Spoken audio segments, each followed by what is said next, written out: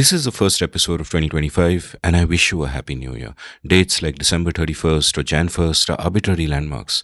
Every day bleeds into the next in exactly the same way, and we can make each day a time of revelry or regret or resolution or perhaps of renewal.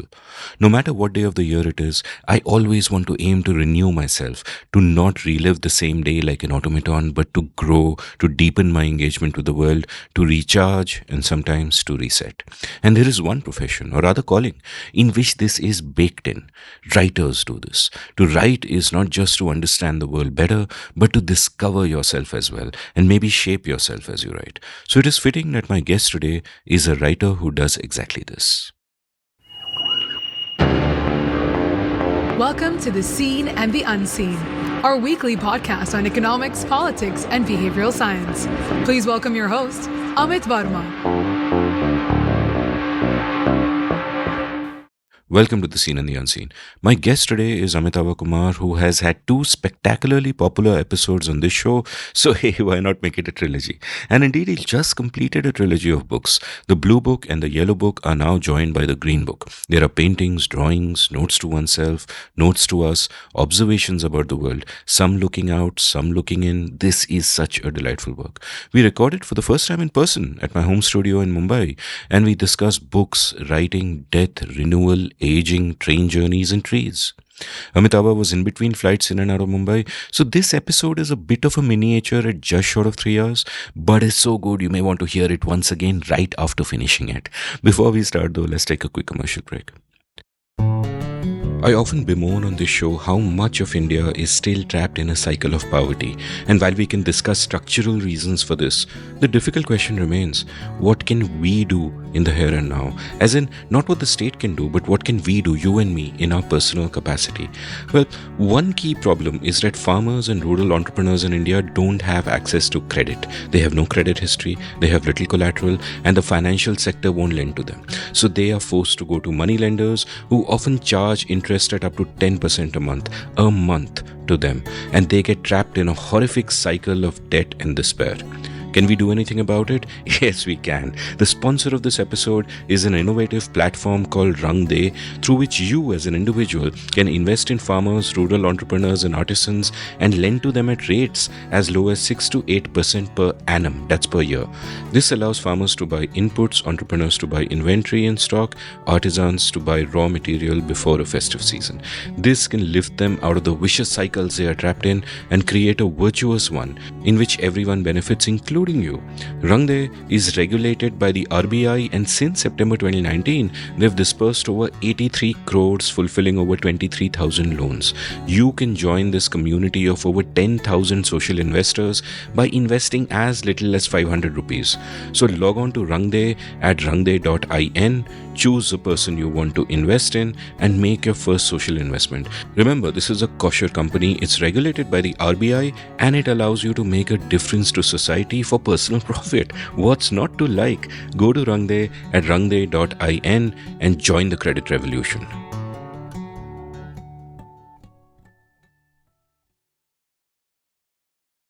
Amitabh एक sound check करते हैं. ठीक.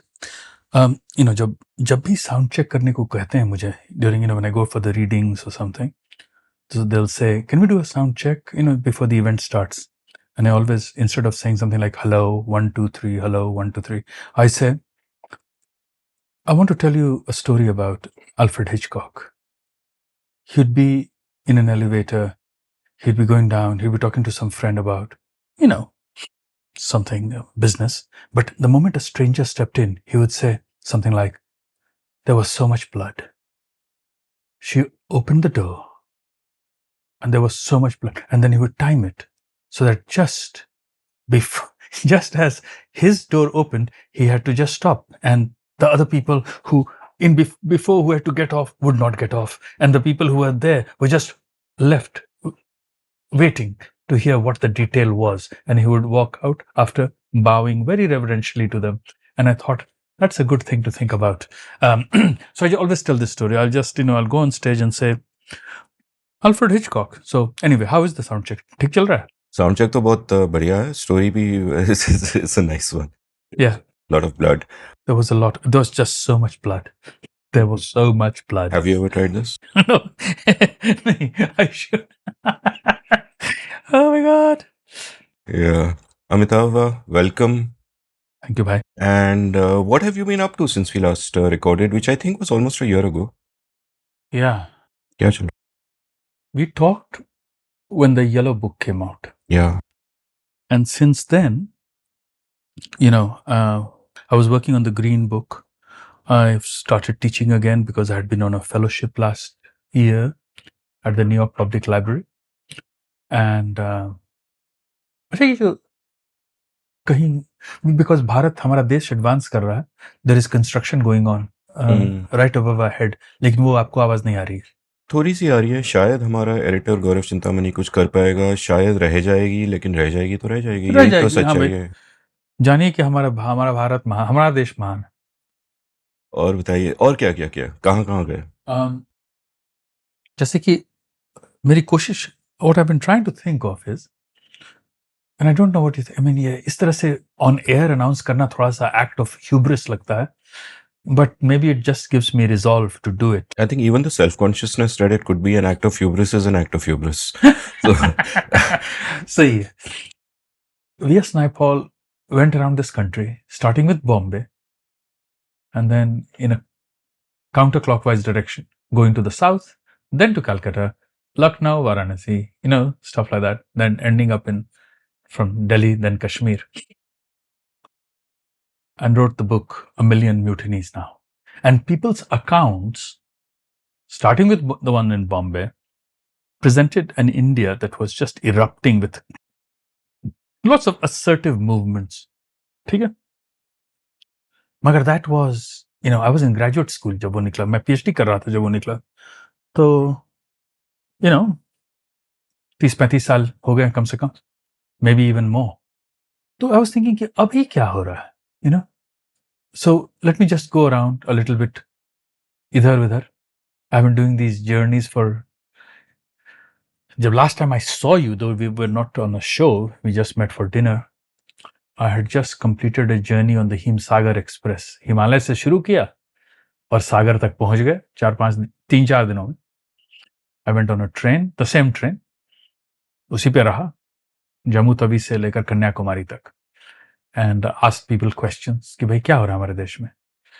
तो that's what I've been doing. I don't know, how it will come out, but it's going to be a long search for Bharat एक खोज. there's a beautiful quote from your book. आपने T. Lawrence के से को quote किया है, one of his final sort of yes. writings, and he wrote, quote, "You wonder what I am doing. Well, so do I, in truth. Days seem to dawn, suns to shine, evenings to follow, and then I sleep. What have I done? What am I going to do? Puzzle and bewilder me. Have you ever been a leaf and fallen from your tree in autumn and being really puzzled about it? That's a feeling." Stop quote. And I absolutely love this expression about have you ever been a leaf and fallen from your tree in autumn? Because at one level, you could say that we are all leaves telling ourselves stories about which tree we are from. And maybe one day you wake up and you realize that there was no tree at all. It is just a leaf that you are.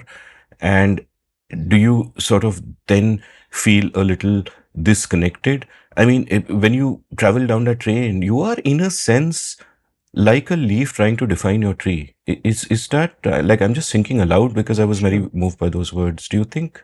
Yeah, for me, those words of Lawrence were words spoken by an old man, by a man who was dying. And for me, that was more about, it spoke to that part of me that can now feel mortality. When you're young, you think of time being limitless.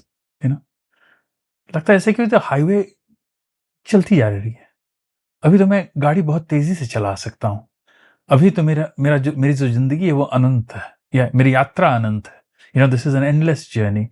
That horizon is so far.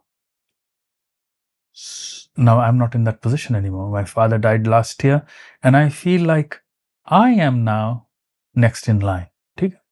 So to me it was like, damn, मैं ही वो पत्ता हूं उस पतझड़ में जो गिर रहा है. ठीक है? So that was why it appealed to me. पीछे विली डेलरिम्पल और अनीता आनंद की आवाज थी. It was on a podcast that I heard that sentence, and then I came home. I was driving at that time when I heard it, and I could easily see in my mind's eye the tree outside my own home in America, which had brown leaves. And I began to think of an art object I would make. And us raat ko, I think it was New Year's Day, I made it and I posted it on Instagram or something. So, whoa. Now, the question you have raised it, you are saying कि कोई tree थी नहीं. ये तो मैं बिल्कुल deny करना चाहता हूँ. All of us are indeed, you're right, leaves. Do we ever think, have I ever thought that there was no tree? ये मैं तो कभी नहीं यार. नहीं, मुझे हमेशा मैंने, because there are so many associations that give my past substance.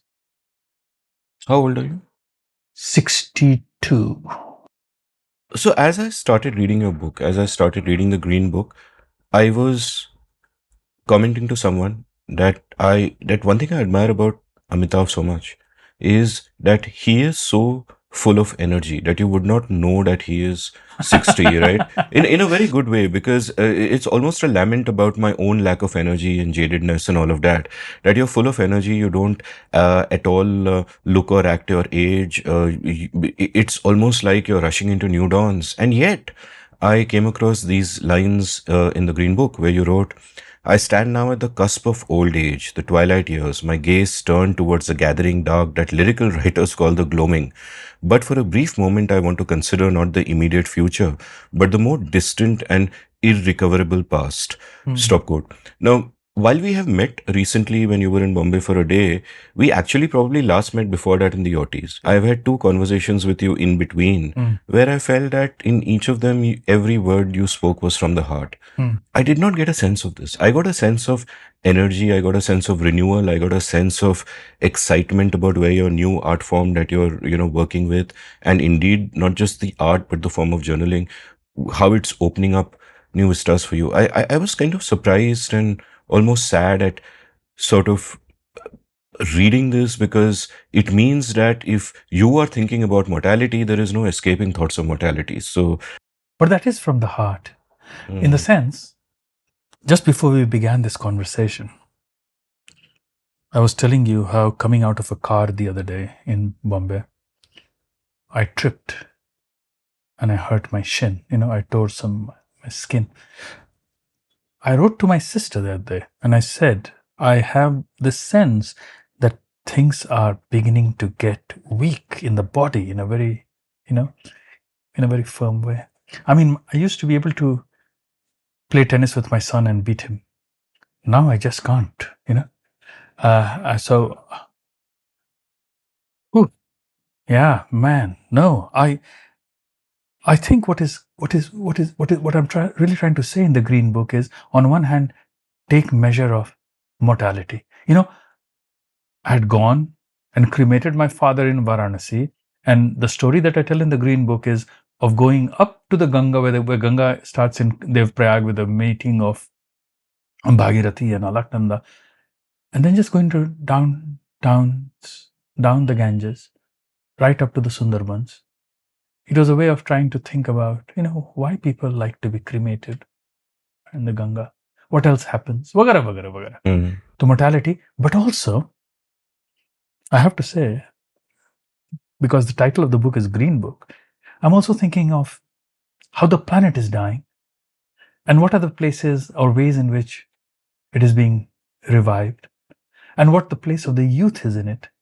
Because those are the green people, And so it is not in me. I'm so sorry, my dear friend, that you'll find the energy, but you'll find it in our children. The book is dedicated to the kids whom I know, all the kids. I also think of my students. I just finished teaching a course about which, while I was thinking in the Green Book, I presented the syllabus of a sort, because I asked John Franzen, कि भैया कौन सी किताबें पढ़ानी चाहिए? So I've just finished teaching this course called Writing About the Anthropocene. कि भाई what has been the influence of man, of humans on nature and planet. Am I rambling? Should I stop there? Or? No, there's no such thing as a ramble. And at the same time, everything is a ramble. सही बात. So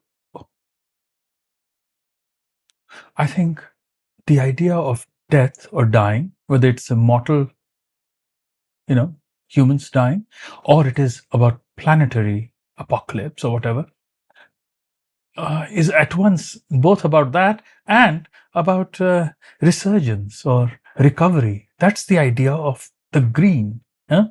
Uh, so I hope, even as I'm signaling to you death and dying, I'm also signaling very vigorously to you the search for resurgence and recovery everywhere. कैसे उसको ढूंढें? And for example, my teaching that course about nature, or for example, my teaching that course in a prison where everyone was wearing the prison green is also about recovery, rehabilitation. तो मैं ढूंढ रहा हूं, in other words, even with my weak knees and my faltering heart, I am still searching for new sources of energy. So we're recording this on the 23rd of December, but this will be my first episode of 2025 to release. Too much pressure. Too much pressure, boss. Whenever I don't think listeners take that seriously, but whenever I think of the new year, I think of this beautiful poem by Philip Larkin called "The Trees." Have you read it? Yes, I have. So let me read it out for you, and Please then do, please do. I'll ask. And the reason I also thought of the trees is you begin your book with the beautiful epigraph from Virginia Woolf, where she says, "And all the lives we ever lived, and all the lives to be, are full of trees and changing leaves." And that also reminds me of Larkin's poem, "The trees are coming into leaf, like something almost being said. The recent buds relax and spread. The greenness is a kind of grief. Is it that they are born again and we grow old? No, they die too. The yearly trick of looking new is written down in rings of grain. Yet still the unresting castles thresh in full-grown thickness every May. Last year is dead, they seem to say. Begin afresh, afresh, afresh." Yes. What a great poem. And your entire first chapter of the Green Book is, in a sense, about trees. Yes, it is. And it's deeply beautiful. And what I'm going to do is ask you to read out this wonderful poem, which is there in two versions in this book, Before the Storm, Barf Girne Se Pehle. So I'll ask you to read out the Hindi version. All right. बर्फ गिरने से पहले. आज सुबह पत्नी ने कहा कि सेंट्रल हडसन बिजली कंपनी ने बिना बताए 3 पेड़ काट दिए हमारे घर के पिछवाड़े में. एक लेख लिख रहा था मैं एक कलाकार के बारे में जिसने बचपन में देखा था अपनी मां को अपना ही चेहरा काटते हुए परिवार के सारे फोटो से. झांक के बाहर देखा खिड़की के और फिर अपनी पत्नी को. जीना कितना सरल हो जाता, कुछ कहना हो जाता इतना ही आसान. Beautiful. I'll read out the English version to spare your voice for the listeners. Before the storm. This morning, my wife said to me that the Central Hudson Electric Company, without telling us, had cut down 3 trees in our backyard. I was writing an essay about an artist who had seen, as a child, her mother cutting out her own face from all the family photographs. I looked out of the window and then at my wife. How easy would living become if it was easy to say anything? Could you have written this poem 30 years ago? No. Chance ही नहीं है ना? Chance ही नहीं. I was blown away by the English thing. Like tears came to my eyes. Oh my God. And obviously there's nothing sad about it. Like often I will read a poem and I'll just tear up, which is sometimes why I avoid reading out poems during the podcast, because some poems I know will, strike that chord, and sometimes it is not even the meaning. It is just the way the words unfold. Yes. Do you get that? Does that happen to you? Yes, of course. And this was written first in Hindi? Yeah, I wrote it first in Hindi. Mhm. Yeah. What happened was, last summer, I think it was last summer or the summer before, I was in India. No, it was in the winter. I had brought my son to meet my father. I had not known, of course, that 2 months or 3 months later, my father would be dead. And then I wanted my father to make a will. I said it, and it created some problems in the house. I heard later on from a nephew of mine that my father had said something, and then he had said, I'll make a will. He did not. Anyway, let me look for, if you don't mind. I have it in front of me. No way. Shall I read it out? Yes. In 2 years, my father will be 10 short of turning 100. It is not easy to say, you should get your will prepared, otherwise, there will be problems for everyone later on. But it is more difficult to say those things that my own kids very easily say in the other language. Dad, I love you. Dad, I miss you. Dad, don't go. How did you have it in front of you? You knew that I was going to talk about it. So, usko main, because maybe I was in India, I wrote it first in Hindi. ठीक है? And the poem that you asked me to read later on, Central Hudson वाली, वो India वाले trip के बाद में I had gone back to Poughkeepsie, New York, and almost it was as if a habit just continued. I wrote those other poems in Hindi. That's amazing. Yes. So what had happened was, it's as if being in India made me think and put down my thoughts in Hindi. And then that practice continued for a little while. I wrote 3-4 other poems also, one of them actually appears in this book, the Green Book, as Rules of Writing. Magara. So yes. You quoted Dushyant Kumar at one point as saying, जियो तो अपने घर में गुलमोहर के तले, मरो तो गैर की गलियों में गुलमोहर के लिए. And is Hindi your Gulmohar?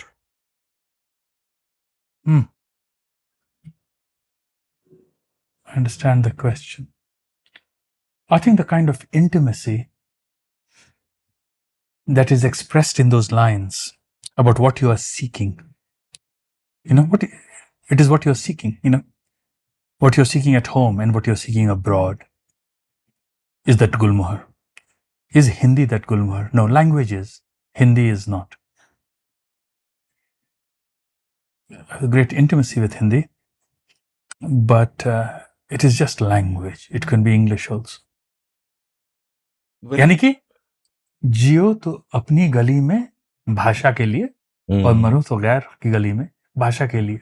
चले चले गए बाहर, लेकिन अब भाषा, वर्जीनिया वुल्फ पढ़ रहे हैं, व्लादिमीर नबोकोव पढ़ रहे हैं, या कोई और नई चीज पढ़ना है, ताकि हमारी भाषा कहीं से फिर जीवंत रहे, that it stays alive and vital.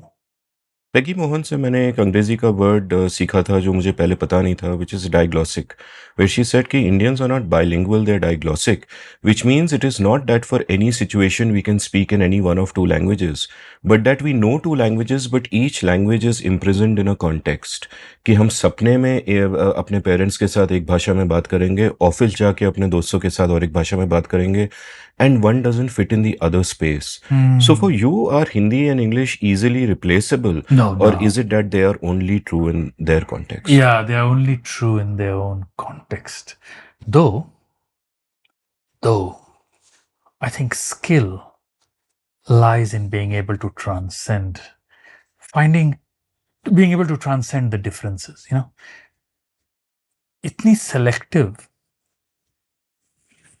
इतनी selective ease and how to find the vocabulary.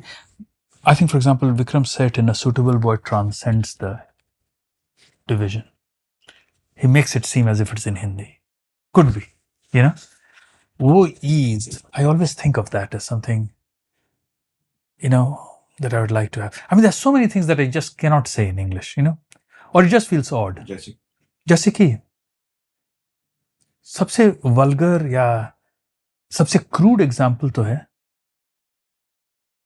किसी रेस्टोरेंट में दिल्ली में या बंबई में गया और बहुत साधारण सा एक आदमी आया आपका ऑर्डर लेने या आपका टेबल साफ करने, very ordinary man who carries on his face the name of a small town or a village he is from, has come to clear your table, and the person sitting across from you says, can you please bring me blah blah blah. और वो चीज मैं कभी अंग्रेजी में नहीं बोल सकता था उस आदमी से, कभी नहीं. और मुझे in fact it hurts me when I hear people continue to speak English to those of our compatriots who have no English, who would like to have English, who recognize the power of English, but who do not speak it. And yet people speak like that. And I think, yaar, kaun si duniya mein ye log rehte hain, boss? You know? The other day in Goa, I stopped to get some bananas and I said to the guy, because of how he spoke, I understood that he was from my part of the world. तो मैंने कहा, कहाँ घर हुआ आपका? And he said, हम UP के हैं. So, okay. I volunteered that I was from Bihar. The moment he heard I was from Bihar, he said, अच्छा, बिहार में कहाँ से? So I told him where my parents are from, different the districts. And he said, and he named his own district. Now, I want you to notice that he had earlier said he was from UP. Mm.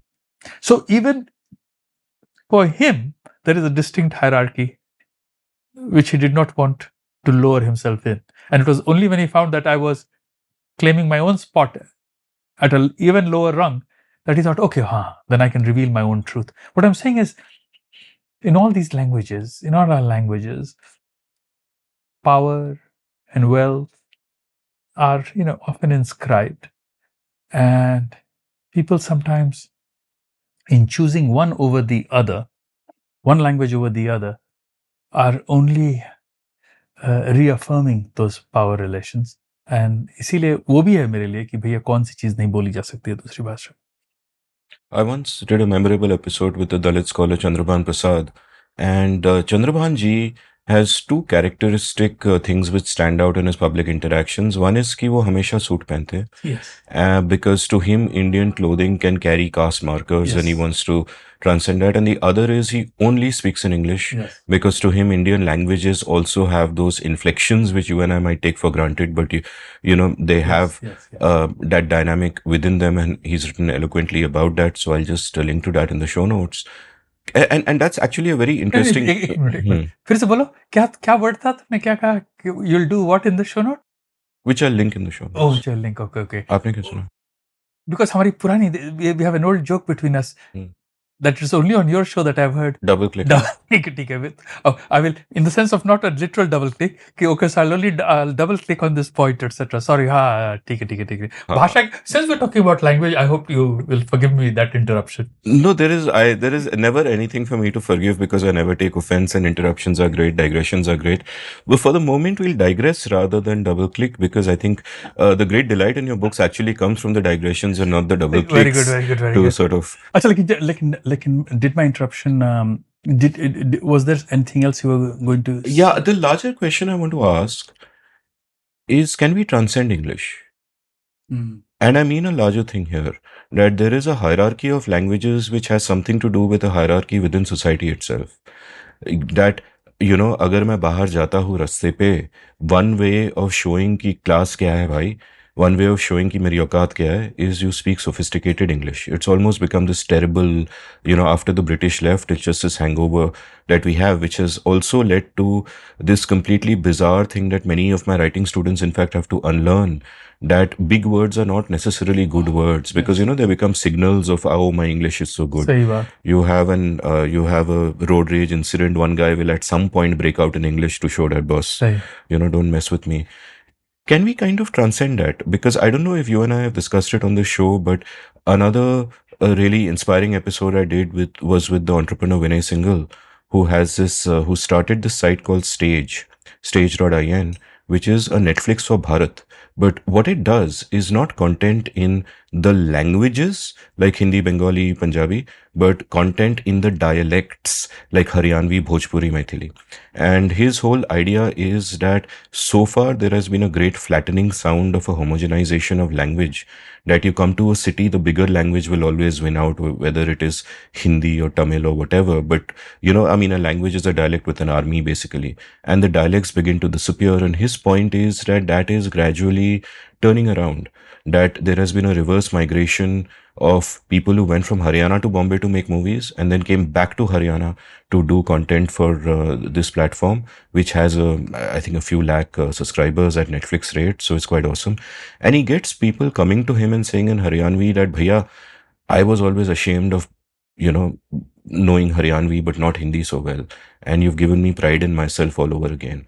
Yeah. So I wonder how one thinks about this, that aap bhi jo ho, you're really writing in two languages. One is the language of your heart, the language of your home, the language of your mother, and the other is the language of the new world which you gained entry to, which you've published books in.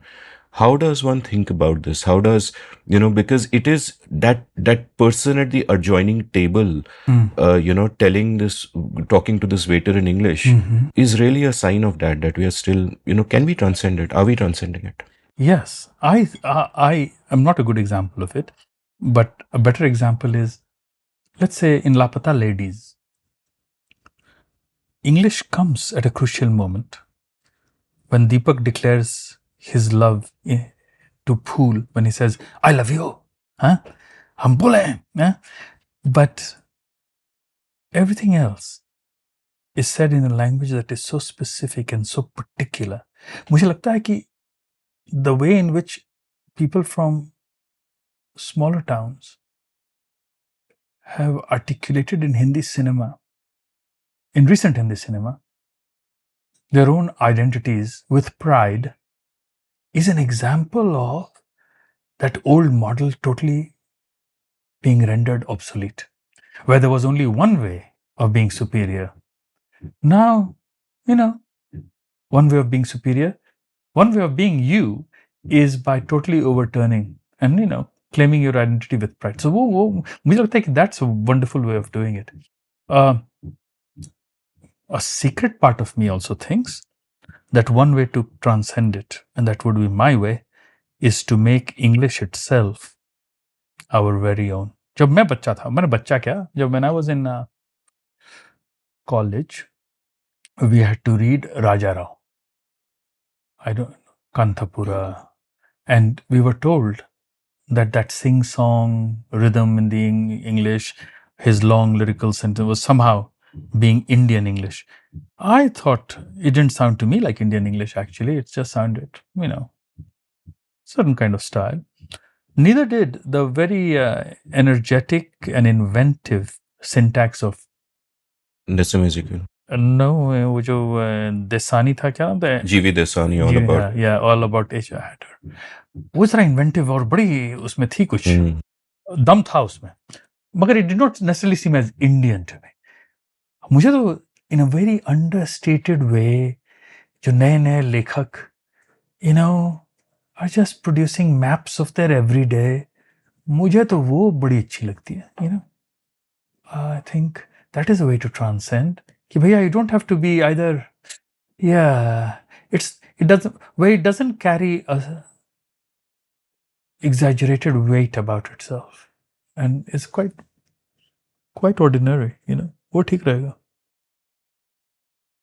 Let's go back to your travels. Ji. How was the train travel? Did you go into it with a romanticized notion, Kashmir to Kanyakumari? Wow. You are now my therapist. No, you are. Because, yes, I did. I mean, I was wary of the encounter. कि भैया 3-4 दिन बिना नहाए, will there be a shower? There wasn't. Will the bathrooms be dirty? They were very dirty. But there was this romantic notion कि I'll be passing these fields, I'll be passing mountains, I'll be passing rivers, and I will engage in productive conversations with everyone because we are all part of this country. Wow. Didn't work like that. कई लोग तो, I mean, what leached my energy from the very beginning was that the people who were my immediate neighbors, even when they boarded the train from somewhere like Faridabad or Ghaziabad, I can't remember now, fairly early, were listening to Insta reels, and they were all absurd comic reels where you have that asthmatic syncopated laughter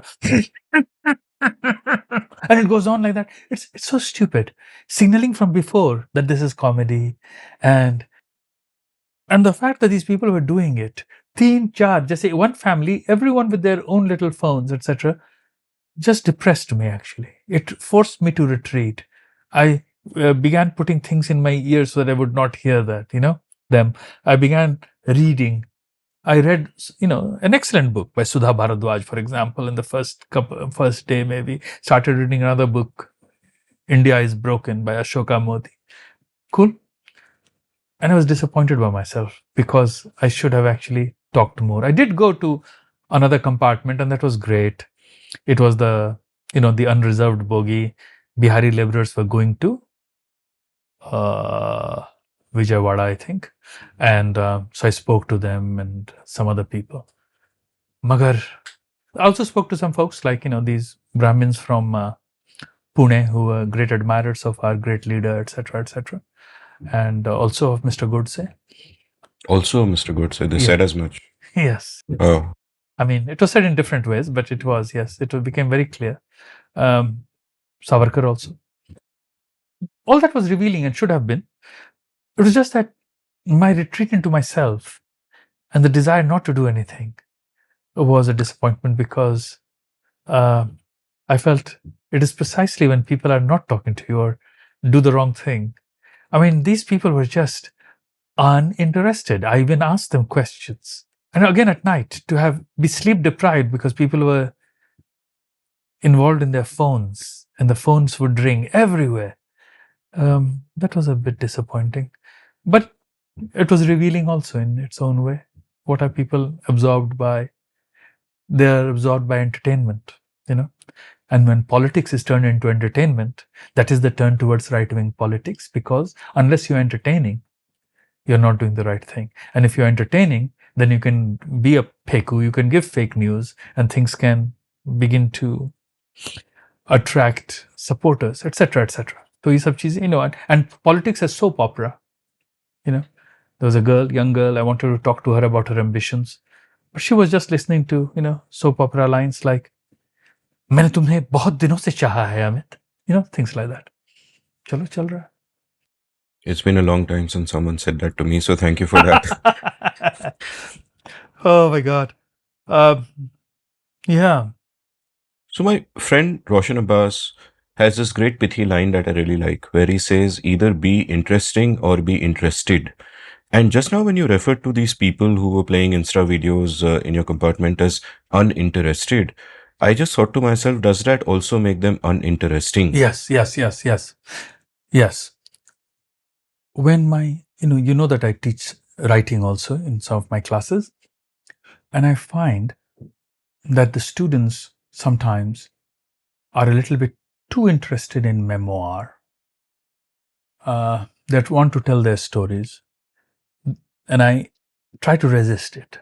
Not because they don't have stories. Sure, some of them have striking stories, but I want to just encourage curiosity, especially curiosity about the outer world, to encourage them to go out into the world.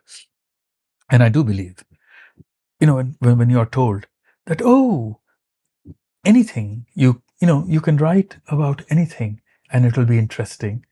I want to say, yes, that's true, but only if you bring to it a proper curiosity. Jaise ki if there is dust on that roof that I can see outside the window here, it's only if you're curious about that dust, If you're curious about the smoke and the haze that I see there, if you're curious about it, you'll do something interesting.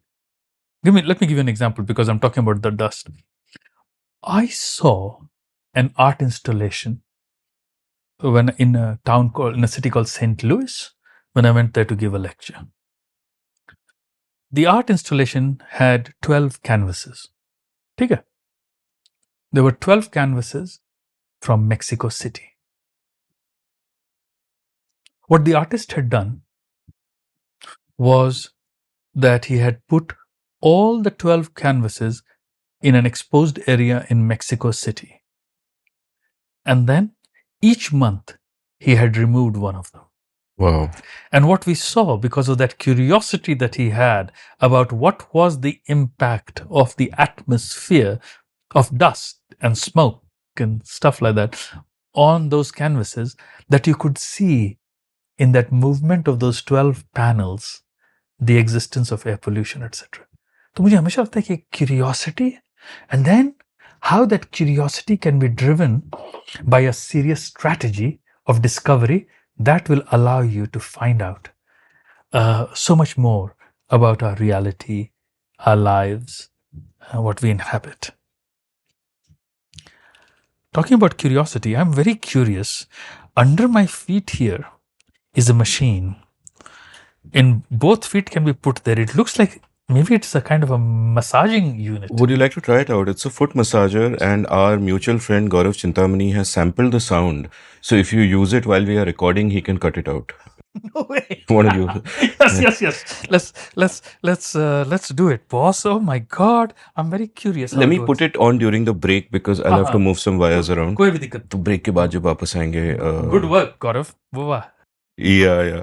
No, and I'm thinking of, is curiosity then also both a moral value because it shows your interest in the world, and also an act of self-interest because only that keeps you alive, in the sense that Bob Dylan has this great line, he not busy being born is busy dying. And I am thinking that how are you busy being born? It is only through the act of curiosity, and you're learning something and you're figuring shit out. So you're constantly renewing your cells instead of just becoming a collection of dead cells. And the question then there is that are there enough curious people, or do most people gradually have the curiosity drained out of them until they are just going through the motions? Yeah. I think it was in a book by Atul Gawande on mortality. Since we started talking about mortality in the beginning of the show, that he describes two groups of people in an old people's home. In their rooms, in the old people's home, has been put one plant. Half of the group, someone else takes, the nurses or someone else come and take care of the plants. The other group is assigned the responsibility of pouring water, taking care of the plants. Now, what has happened? The reason why the tests show that the reason why the second group has greater longevity is because they're taking care of something else. तो वहां पर मैं curiosity को I'm giving it a certain different valence where their curiosity is relational. They are relating themselves to other people. It's like how grandparents, when they take care of grandchildren, sometimes often experiences a renewal of joy, a renewal of life. So that taking care of, that becoming, it's a reinvention of some of the strategies through which we grew up earlier and then stopped growing and then beginning to grow again. How to reinvest our energies in something that makes us relate to the world.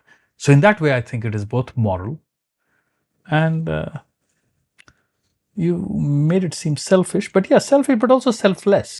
Self-interested. There's yeah. nothing wrong in being self-interested. I mean, if we can't take care of ourselves, how can we take care of anything सही else? Oxygen mask जब गिरे तो पहले अपने आप पे पहले अपने आप पे and then you help someone डाल else. दीजिए. Yeah, be curious about your oxygen mask.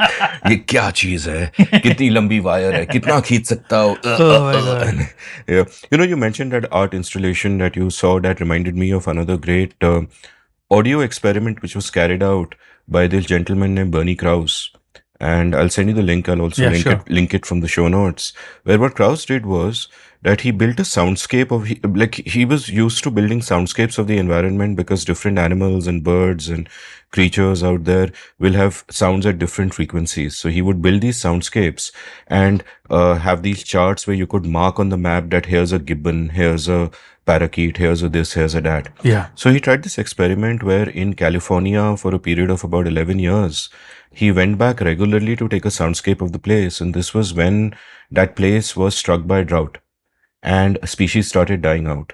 And there was no visible sign, no other way of knowing that species were dying out, except the soundscape. Gradually, when you hear it as a time lapse, you find sounds disappearing one by one until it's absolute silence. It's almost a heartbreaking audio representation of, life changing in ways that are unseen to us. So I just thought of that, and I thought that your sensibilities would sort of appreciate that. It's very much in a similar sort of place. Yeah. I mentioned Shonaksen's film, All That Bleeds. You have an essay on it In the Green Book. उसमें one thing I learned was how birds use cigarette butts as a insect repellent. Huh? So urban pollution and urban waste, if people are smoking and throwing away those cigarettes, how other species can also adapt to it seemed to me something to learn about. And these scientists who keep bringing us new knowledges are telling us, on one hand, about the death to the planet, and on the other hand, also about how the the other creatures are showing great curiosity. एक कहानी सुनाता हूँ. बताइए. I just actually this morning wrote a Substack about it. But the kahani is about this animal that I had seen, a dog with her litter of pups. And they were very little, these puppies, lying next to their mother drinking milk. So I had seen them the time I arrived in Goa about 4 or 5 days ago. And then the next day I saw them.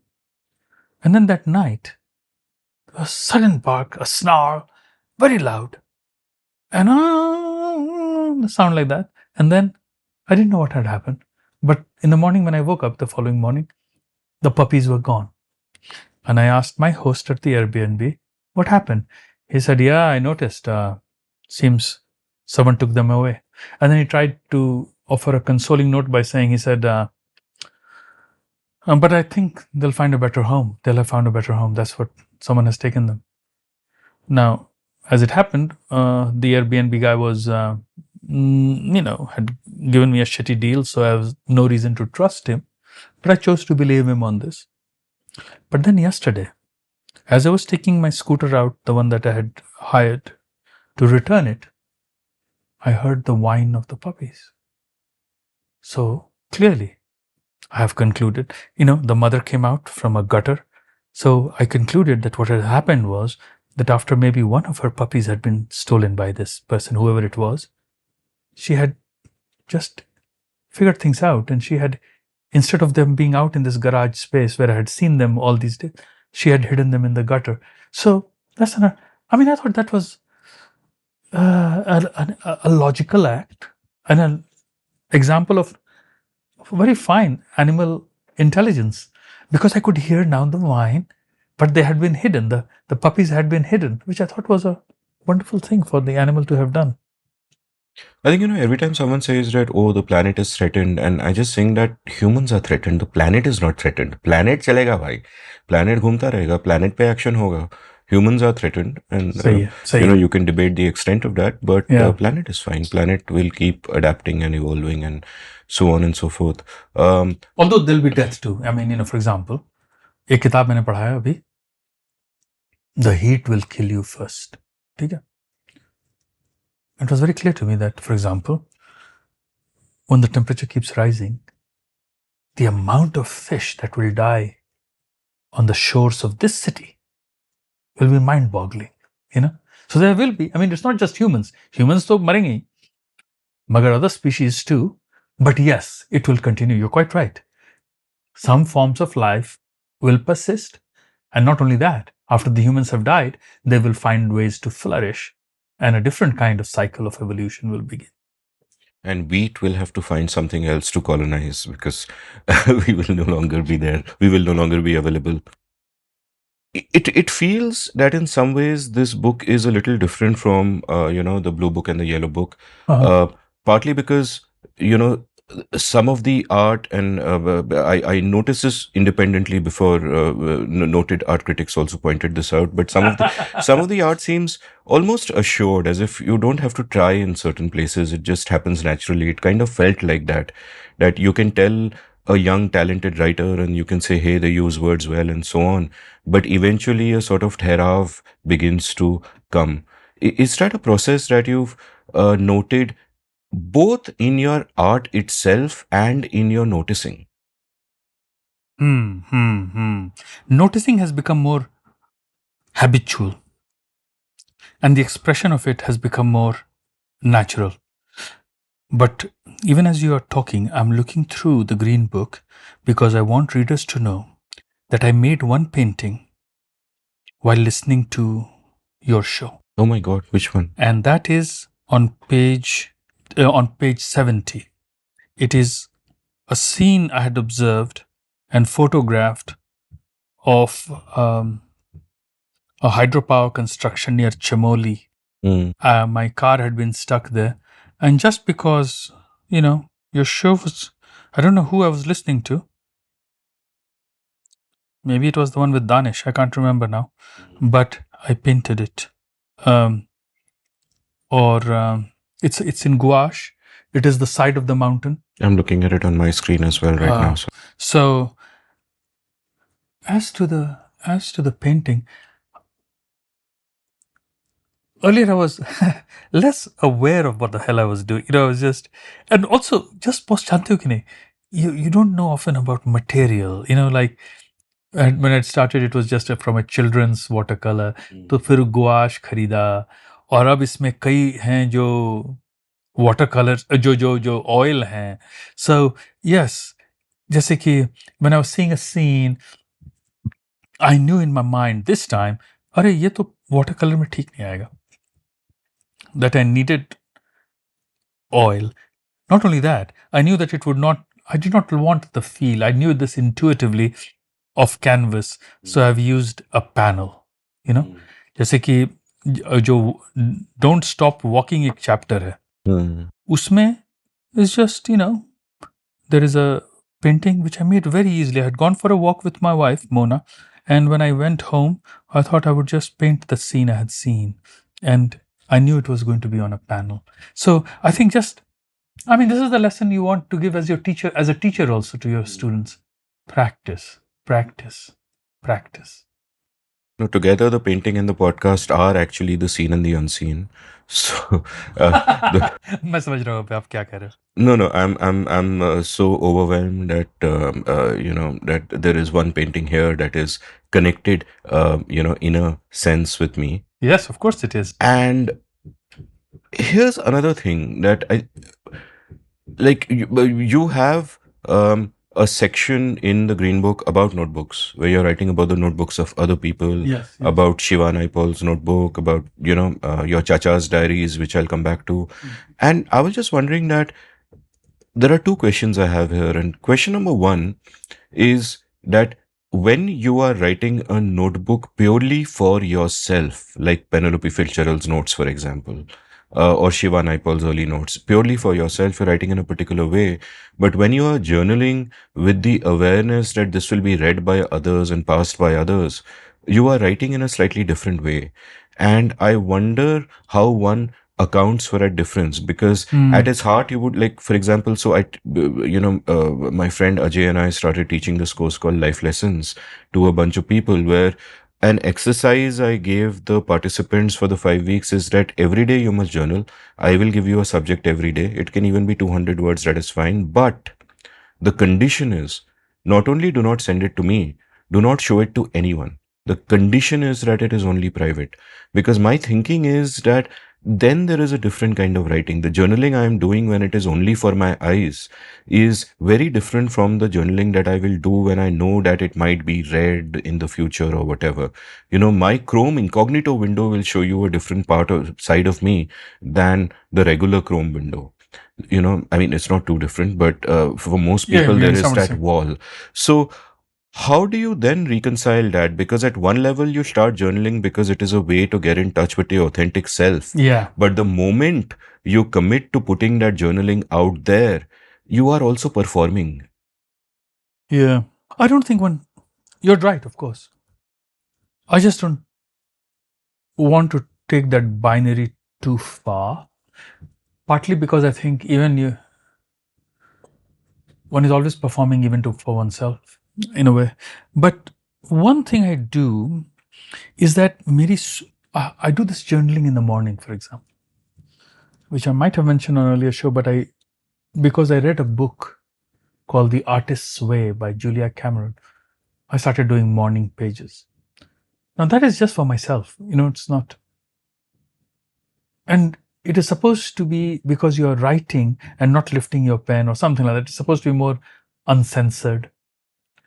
the impulse behind that is that you will be a little you won't have the inner editor barking at you, and you will actually, by writing continually and without pause, something more authentic will come out. Or that's at least her presumption.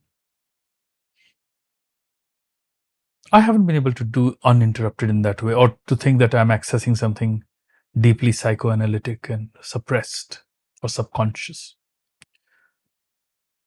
What I'm trying to say to you is that I do journaling in the morning, which I never think of as something that is being done for others. On the other hand, if through the day, here's a notebook, I'm writing something, I'm not thinking, oh, I'm doing this just for myself. It's like I'm noting something down so that I can use it elsewhere. So, for example, everything is covered with dust, and somehow it feels that even the dust is covered with dust. When I wrote this, I was thinking, what I'm observing, I was writing about this Airbnb, and I was thinking I'll use this. And I think I might have used some form of this sentence in the Substack I posted today. Okay? So I would say to you that maybe the way to do it is psych yourself out, and do some writing where you tell yourself this is just for yourself. And I like that you said to your kids, to your students, that no, just write just for yourself. That's great. It will allow them to access a different part of themselves, but also make them journal. Don't keep it that only to that form of journaling. Tell them in the evening, एक दूसरा journal रखो. In fact, my dear friends, buy 2 journals, एक rubber band या 2 डाल के connect them. Let them be of 2 different colors. In one अपने ख्याल रखो और दूसरे में जरा public वाली लिखो. And then later on, after months or a year or 2, try to examine what is the difference. Maybe it will give you an understanding. What are you doing? What are the different selves saying? मैं तो अपना, how shall I put it? मैं तो अपनी private self को भी उस तरह का बना दिया हूं ना कि I am a writer. मैं अपनी private चीजें भी उस तरह से सोचूंगा as a writer should. And जो public चीजें हैं, I will give it a certain kind of intimacy or a personal feeling, because that too is the part of the writer, is the role of the writer. Does that make sense? Makes a lot of sense. I liked your line about everything was covered in dust, even the dust was covered. And I wonder if it was just a private thing, whether that second part of the sentence, which is so beautiful and writerly, but would it have. Let me ask you. No, complete your thought. You're saying, would it have come to you if you were not thinking about writing? Would you have felt the need if you were not thinking of writing about it? Yeah, very good question. But I just want to say, all my life, I've been training myself to write about it. Here's a thought experiment, right? It's a very sad thought experiment. Please don't mind. But actually, it's a good thought experiment, because in this thought experiment, everyone dies before you. So basically, what happens is there's an extinction event, and everyone is gone, and you are alone on an island with enough food. So you will live out your years, but eventually you will pass. And there is a certainty that you will never encounter a human again. Are you going to journal every day? Yes. Why? To keep myself sane, to feel less alone, to know what is happening to me.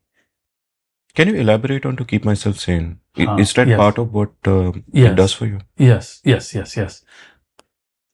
To journal and to write is to give shape to the chaos. And that chaos is another word for insanity.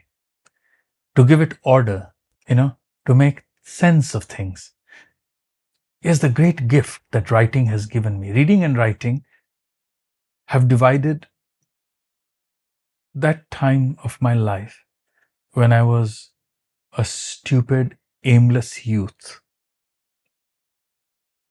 and rescued me from that.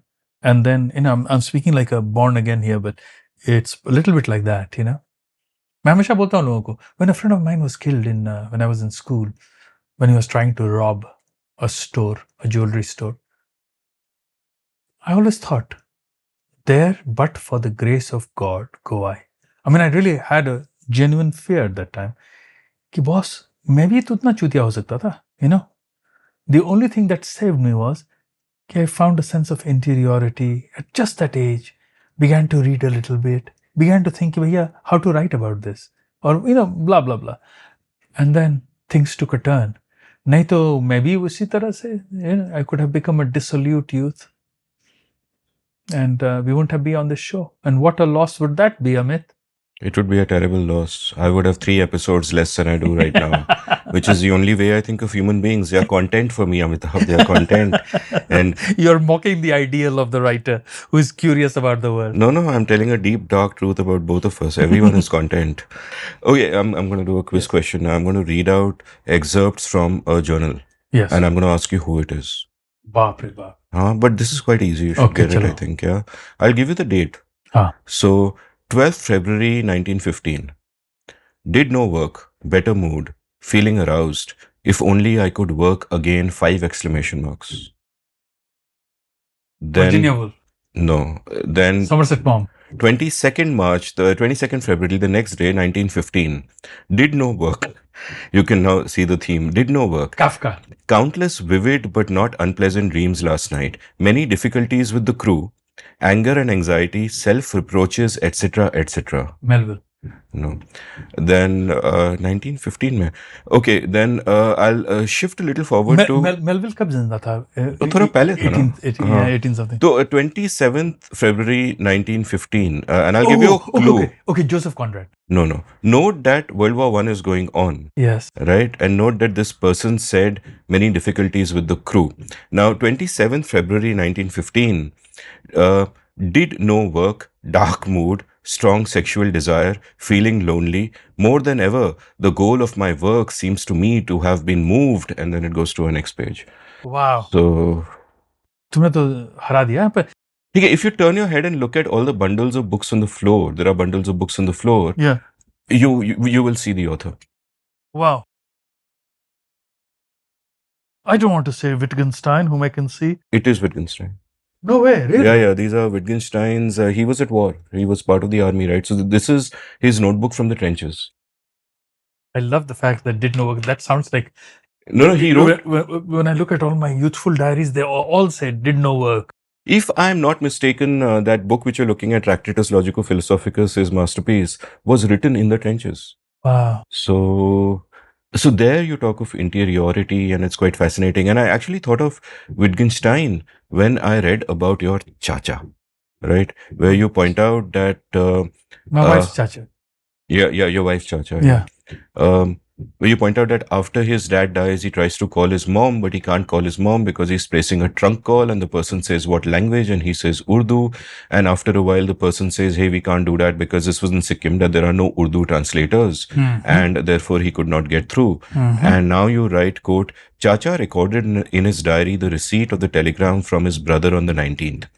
I went back to the page for the 13th of January. On the top, he had written, holiday, second Saturday. And then, listen to cricket commentary all day. Underneath, in a clearly retrospective entry, he had drawn a rectangle and noted within the space the following words. Abba passed away today. And now it's your words again. Often I make the mistake of thinking the diaries reveal secrets. The truth is that as often they reveal silences. There was no mention in Chacha's diary of his failed attempt to offer condolences to his mother. Yes. Tell me about all the diaries that you were reading. There are, of course, your Chacha's diary. You have a beautiful painting of them also, of a bunch of those diaries kind of together. But also you were reading, the journals of famous writers, many of them doing what could even be called, mixed media works. So Bronte sisters, Thoreau, Nabokov, Kerouac, Annie Proulx, Janet Malcolm's book, Burdock, in a sense, was not a diary, but it is a book doing the same thing that you are doing, where she's just focusing on one particular leaf, and within the furrows and the landscapes of that leaf, she is drawing out an entire universe. Tell me about all the diaries and journals that you looked at and what you felt when you looked at them. Like, I remember a long time back, I bought A Hermit in Paris by Italo Calvino, and that seemed to me that he was blogging. That he was blogging decades before blogs. Wow. But then I later realized that no, he's not really blogging, because blogging is very off the moment. It goes out, it is read immediately. whereas he is writing in a private journal in a form that seems bloggy but isn't. So, give me your thoughts on what you discovered. What were people writing for? Was there self consciousness? Was there no self consciousness? Because many of these people would have assumed these journals would never be read. Yeah. Give me your sense. Let me begin by actually giving you a sense of my father as a journal keeper. Hmm. I've tried to construct in my novel, My Beloved Life, my character Jadu, who keeps an account of his life by noting down all his expenses. That's his only way to give what I called earlier in our conversation how to give shape to what is the endless chaos. Okay. My father was like that. When he got some sort of a scholarship, he was a bureaucrat, he was an IS officer, but when he got a fellowship or a scholarship and went to England and then to America for a little while, for a few months, I, who had very formal relationship with him, nevertheless came out of my shell and begged him to get me a BB gun, because at the end of the comics that we used to read at that time, I must have been what, 10, 11 years old, one could see advertisements for BB guns. So when he came back, I was in my village in Champaran at that time. My father arrived, and this time he was a different father because he wore a handsome coat and he had cologne on. He smelled different, etc. I waited to see if he had bought a BB gun for me. He didn't say anything. He didn't, and I thought maybe he's forgetful. Sometimes he doesn't say. It must be here. When he did not say anything, I went looking for his journal, and then I went through the list of his expenses. He had noted yogurt he had bought. He had noted quarter chicken. He had noted cauliflower. He noted t-shirt. He had also noted one day that he had bought a revolver. That was a revolver he had kept, never used, and then sold it to my uncle when my sister was getting married. Anyway, there was no mention of the BB gun, and that's how I knew that he had not bought the gift I had so eagerly sought from him. Okay. So there's a story there about how a man's reality is revealed through the simple noting down of expenses. ठीक है ना? Sometimes wives discover that their husbands are having affairs because they have noticed a certain expense. Let me come to the Chacha's diaries that you mentioned. For your listeners, we should tell them that my wife is Pakistani. Her uncle was an IPS officer. He founded a police academy in India, and he retired as a DG of police. He was a senior police officer. At the time of his father's death, his father died in Pakistan. At the time of his father's death, my wife's uncle was in charge of the border in the northeast. But that did not give him any particular, what shall we say, privilege. When he tried to call Pakistan to offer condolences to his mother, to talk to his mother, he was not given the chance because they said, what language will you be taught in? Because these calls were monitored, and there was no one who understood in Assam at that time or was a translator for Urdu. Okay. So it was his journals I was looking at. What happened was, every year's journal, almost in a cleared sequence, was present on the wall. And when I looked at it, I immediately thought, how do I tell this man's story? By asking him about critical years. And that's how it emerged. I said to him things like, when did your sister die? When did your elder sister die? I asked him questions like, what were you doing when your father died? I also asked him whether I told him exactly or not, but I did look for the year when he had first met me. Cool. And I saw some mention of that. And the episode you have described is where his failure to be able to talk to his mother was not listed. All that was listed was that his father had died. And so from that, because he revealed that only when I was asking him questions. So what I'm trying, and so the thing I'm saying there is a little lesson I'm drawing out of it is by saying that diaries not only reveal, they often also hide, and that's another thing to think about. And so that's what I was thinking about when I was writing this book. I also, it made a question for myself, like what am I hiding or something. It gave me something to think about. All right. Now let's come to the other writers. I began as a Cullman Fellow at the New York Public Library. I asked the librarians there, what are the diaries you have of various writers? They had lots, tar tarah ke log, including that name that I mistakenly offered you, Melville, for example. But then I narrowed it down by saying, are there diaries where writers in their journals have done drawings? And that's how I came to, someone like Annie Proulx, certainly Nabokov, whose paintings of butterflies were exquisite, and all the others. Jack Kerouac, utterly uncensored. In some ways, he wrote like a romantic, drawing in his little journals. He was a ranger. Mane? He worked in the forest service, so to speak. So drawing some plants, drawing some trees, rough drawings, and then notes about loneliness or about wanting to succeed or wanting to be a writer. I love the fact I identify with the writer's statements where a writer says, "I want to be a writer," because it had been for such a long time, such a wish of mine to be a writer. I think in our first episode together, you mentioned that for you in your 20s, writing was equal to waiting. Yes, that's what a good memory.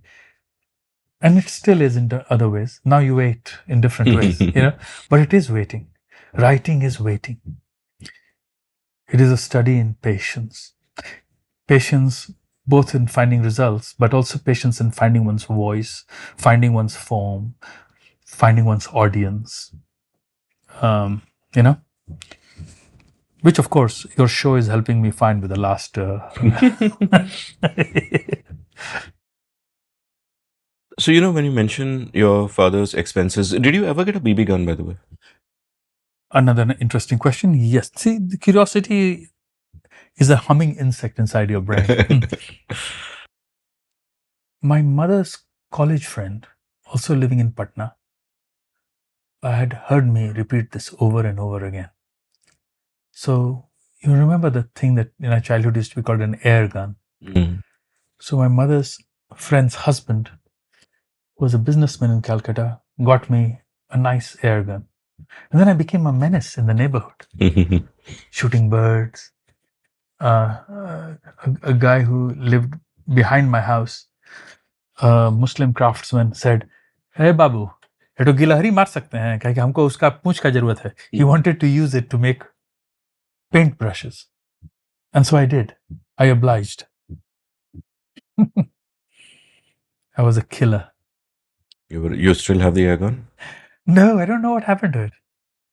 It was a great obsessive possession of mine. Maybe my parents threw it away when I went to college or something. I don't know. I was telling you before the show that we recently did an episode of my YouTube show, Everything is Everything, called Objects from Our Past. Yes. Where I dug up old objects from the past, like letters and mixtapes and Walkmans. If you remember, there used to be a thing called Walkmans, Yes. and so on and so forth. So a lot of memories there. I'm struck by, how you pointed out that your dad almost sort of chronicled his life in terms of expenses. Yes. And I'm reminded that when I was a kid, one book that I spent perhaps more hours with than I have with any book ever was a book called The Wisden Book of Test Cricket 1877 to 1977, compiled and edited by Bill Frindle. And this basically had the scorecards of every test match ever, which weren't so many till that time, but it was a thick book.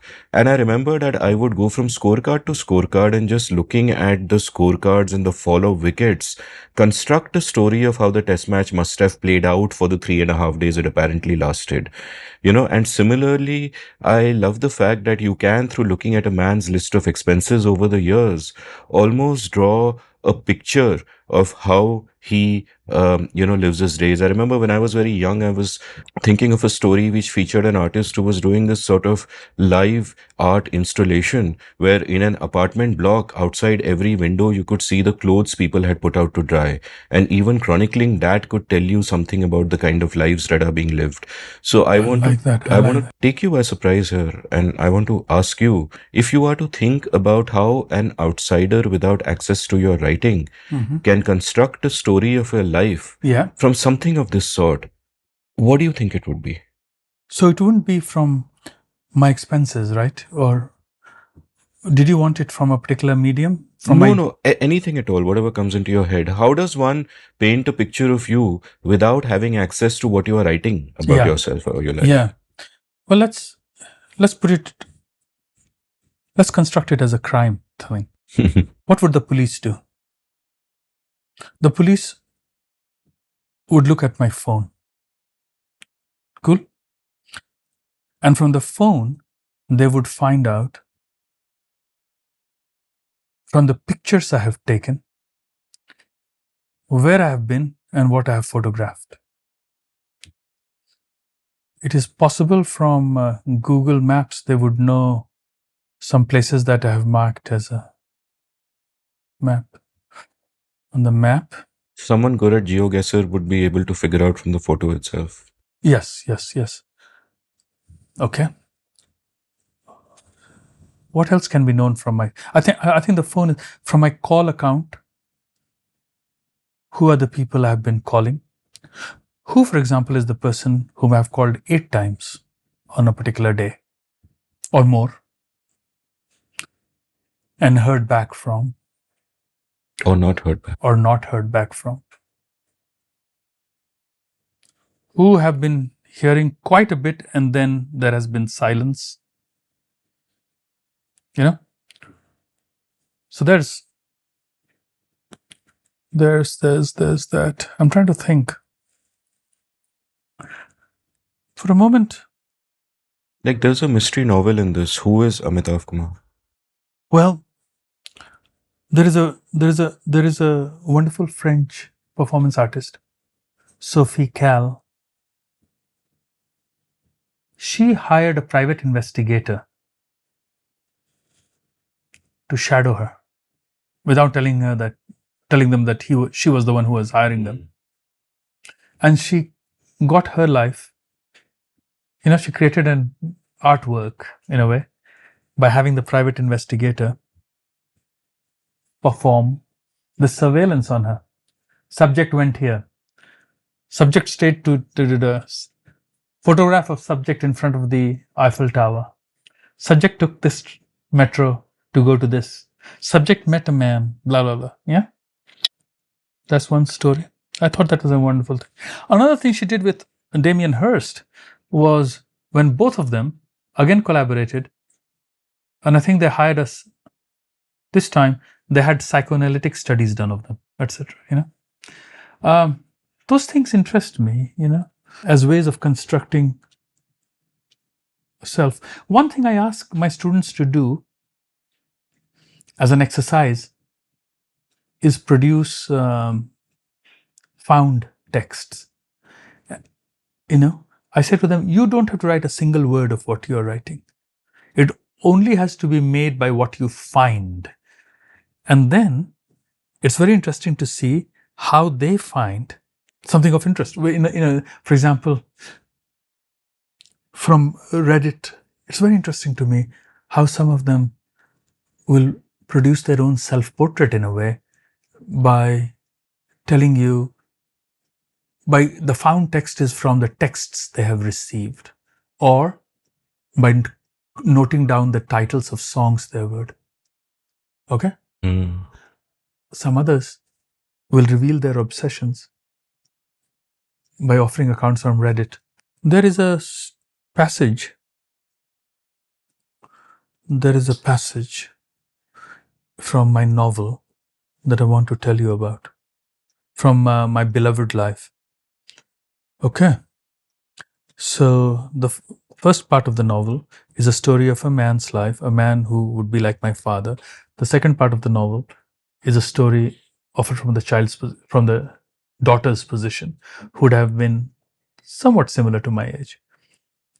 And this is in the daughter's voice. And I'll read a little bit of it. This is about the accounting, okay?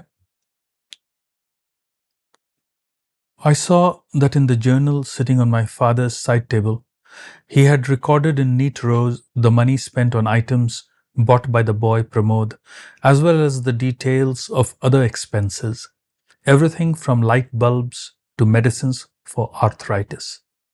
How we spend our money is, of course, one way of measuring how we spend our lives. This accounting is present even in the letters my father wrote to my mother. I wasn't able to bring myself to read them, but I did unfold one because it looked old, the faded blue paper already brown at the folds. The letter had been written almost exactly a year before I was born. My father had traveled in a group of faculty and students from his college to Delhi and other cities. The postmark on the envelope said Ahmedabad, which is where the group must have gone late during the trip. My father had reported that at Chandni Chowk in Delhi, after a visit to Red Fort, he had bought a pair of Kolhapuri chappals for my mother. Earlier in the evening, the students, all young men, had wanted to see Miss Olga, the famous trapeze artist, in the Russian circus. The large red tent was in the field outside the Red Fort. My father sat with the boys in the closest seats, which cost 3 rupees each. Miss Olga swung into the empty vault of the huge tent, supported by nothing more than the loud music in the tent, a violin recording being blasted from the speakers, and she never missed her target. The boys sweated with tension, but Miss Olga did not. She shone like a distant star in the heavens. The chappals had cost 15 rupees. My father wrote that the leather chappals had mirror work on them, and they were just the right size for my mother's small feet. He had held the chappals in his hand and felt the light weight of her feet in his hands. The train ticket to Agra had cost 32 rupees. They had arrived in the evening and then gone straight away to see the Taj Mahal. My father had noted for my mother's edification and possible amusement that the marble monument had been built exactly 333 years ago, and then he had observed that the Taj Mahal had looked beautiful, silent and naked, in the moonlight. He hoped that it would stand there forever. Lovely. You know who Olga reminded me of? Bolo? The German footballer Toni Kroos, who played for Real Madrid, of whom a teammate once said that he was so cool that it looked like he could play an entire match and not need to take a shower afterwards. So, okay. Yes. Hmm. But my father was like that,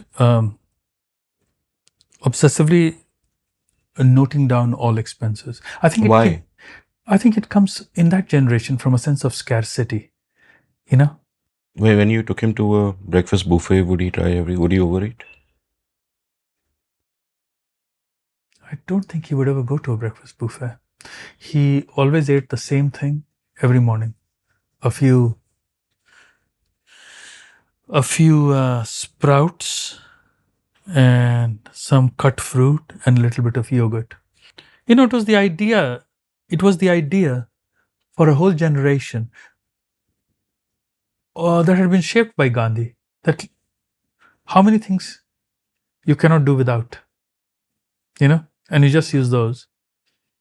Sense of scarcity, a sense of imminent loss also, maybe. Are you saving enough? I think I carry a little bit of that in my own blood also. I am I don't believe in excess, and I see that our children, or I see my nephews, my sister's children, are spendthrift. They are money passes through their hands like water. It's a confidence of a new India. I mean, when I was at the wedding of my elder nephew, I wrote about it in Granta, I think. It was like, my God, it's a different imagination. As you can see, I found a cheap B&B in Goa, and I paid the price for it. Didn't work out, no? Yeah. Yeah, even traveling by train, Kashmir to Kanyakumari, see where it got you. In the Green Book, you write about this dream that you sometimes have, where you say, "quote I'm in a crowd somewhere at a conference or a party, and then I suddenly remember that my mother is waiting. I leave the gathering and rush towards the train, but the train is already leaving. How often had I woken up in my sleep from a nightmare of this sort? Too many times to count."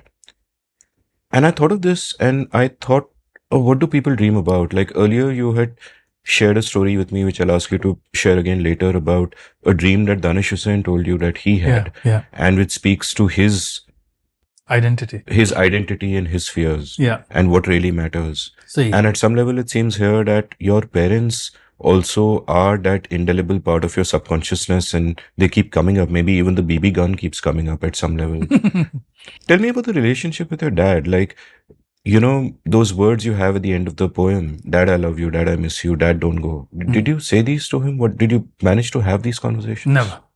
I only said those to him when he was in a coma. And I was grateful to have the chance to say it.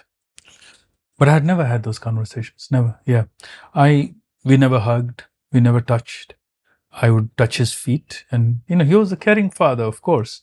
And extremely frustrated by my failures in college, etc. And extremely proud when I was later able to publish. But no, I'd never got a chance to have those conversations, which my son has on a daily basis with me. It's a generational thing, I think. Did you ever feel that maybe your father wanted to have those conversations but could not, and you are stuck in the same place Yeah, where yeah, both of yeah, you want to yeah. talk but both of you can't? Yeah. I tried to explain this to my sisters when I said to them that, have you seen how our stern father, after television has come into our lives, which it did very late, I must have been, I don't know, 18 or something when we got a television, Asia Games ke samay. But I told them, have you noticed how our stern and very formal father, how often he cries in front of the television? Any emotional drama, and there is, tears streaming down his face. That is suppression, all that has been repressed before, finding articulation through other means, So yes, he must have. I mean, my children would hug him and say things, and he would say, I love you too, etc. And that poem that you read out, which came out in Outlook after my visit just before his death, my nephew told me that he read the poem and was affected by it, and then said that I'll make a will. But when in saying I'll make the will, what he was really also taking into account was the closing lines, which say, I've never been able to say to my father what my son says so easily to me in the other language. Yeah. What were these lines in Hindi? Samvad. So samvad is Hindi for conversation, I suppose. 2 वर्षों में मेरे पिता 100 से बस 10 कम के रह जाएंगे. आसान नहीं होता कहना, अब आपको अपनी वसीयत लिख देनी चाहिए, वरना बहुत परेशानी होगी हम सभी को बाद में. लेकिन और भी मुश्किल होता है कहना वो बातें जो मेरे बच्चे बहुत आसानी से कहते हैं एक पराई भाषा में. Dad, I love you. Dad, I miss you. Dad, don't go. Yeah, it's kind of more powerful in Hindi because the words in English are coming as the foreign words right at the end. सही, and exactly therefore- right, exactly right. और वो एहसास मुझे वही उसी समय हुआ जब when I read it and I thought, so I have kept it in Roman. I mean, मैंने in the sense कि I have kept it in Hindi, I have kept it in English, those words. Yes, there is no Hindi word. Yeah, and it's interesting that how your father, after reading that poem, when he says, "I'll now make a will," is in a sense saying, "I feel this too." Yes, But you सही, cannot say it in so many words. सही. Whole drama, boss, of life, of writing, of language is not just the said, but all the unsaid. How to keep writing about the unsaid, My goodness. It takes time. It takes time to grasp that. Do you make it an act of intention to not leave anything unsaid in your current relationships? Like you mentioned that your kids are openly expressive with you and it's easy. No, but I'm Is very it? conscious of things I have not said. You know, uh, Why? Like, why have you not said them? you can't say it. Like what? There is so much in the world that is unspeakable. You know, you can't. You're invoking Wittgenstein again. Really? Wow. मुझे पढ़ना पड़ेगा. I have to acknowledge. Wittgenstein की Tractatus की last line है, whereof one cannot speak, thereof one must be silent.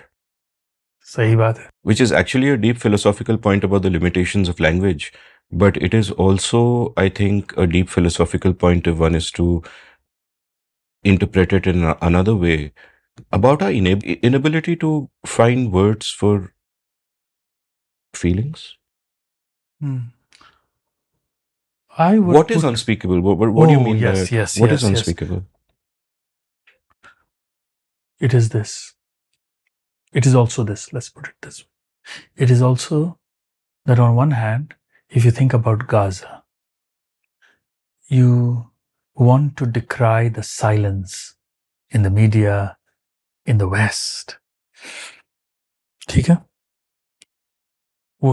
That is a part of the unsaid, that it has not been said enough. But what is also unspeakable is the enormity of the suffering, because there is no way of saying it. Today, when I was waiting for the poha to be made, I just happened to be looking for an Insta reel, which I wanted to share with you. But when I went there, the Insta reel that appeared was of a Palestinian child whose right hand, amputated, was slipped into a roller skate so that he could move, because his feet had also been blown away. He was using that roller skate for a quicker motion, putting all the weight of his body more on the arm and using the roller skate to move along. That is the unspeakable. It hints at the unspeakable. All the enormous violence, which has not only not been recorded, but cannot be done justice to. So all of that is, for me, the unspeakable. And a part of the skill of the writer is to gesture toward it, but not to name it too precisely, because then it is no longer the unspeakable.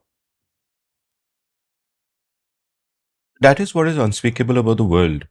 Do you also feel that there is something unspeakable about you? A Gaza within you that you can't confront? Maybe a monsters within you that you don't want to talk about? Sure. Absolutely. Yes.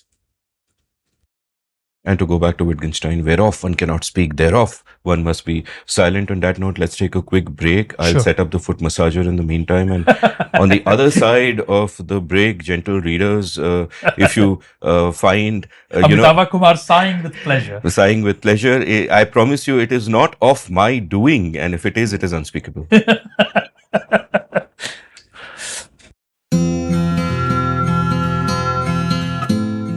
Have you always wanted to be a writer but never quite gotten down to it? Well, I'd love to help you.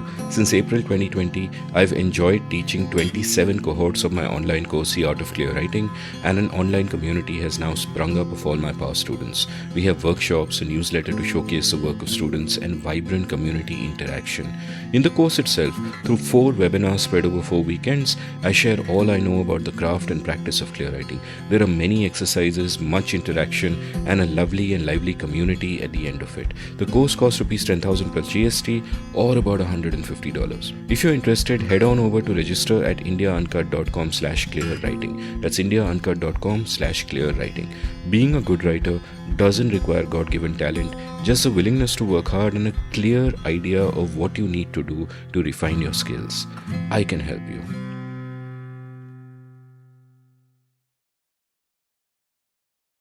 Welcome back to The Seen and the Unseen. I'm still with Amitava Kumar, and he's just been making orgasmic noises just before I hit the recording because the foot massager is on, and all he can say is ah, because whereof one cannot speak, thereof one must moan in ecstasy.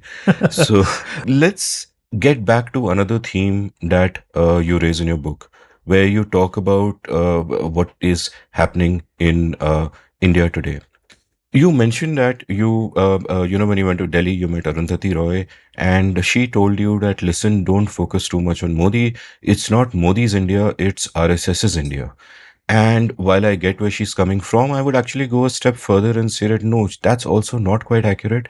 It's not RSS's India, it's India's RSS.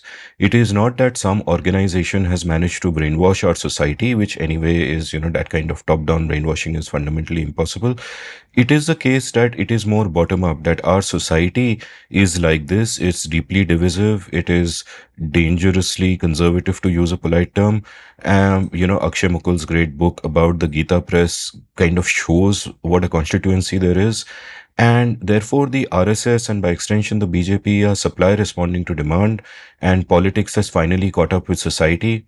But it is not that society is, the dumb masses there can be brainwashed this way or that way, or you blame one organization. There's a deeper social problem that runs through, perhaps reflected by the people you met on the train when you spoke to them. Uh, Either they are apathetic and they are going from sensation to sensation on social media, just getting the instant gratification, the dopamine hits, or their if you dig a little deeper, their fundamental attitudes are attitudes that are not engendered by the RSS, but actually responsible for the RSS. Yeah. What are your thoughts and observations on this? Because one, you have actually lived and grown up within the society, including in small town India, and seen it from close up then. And two, you have the added advantage of that later distance where you can come back and possibly spot things that people like me who've been here all along might normalize and might miss. See,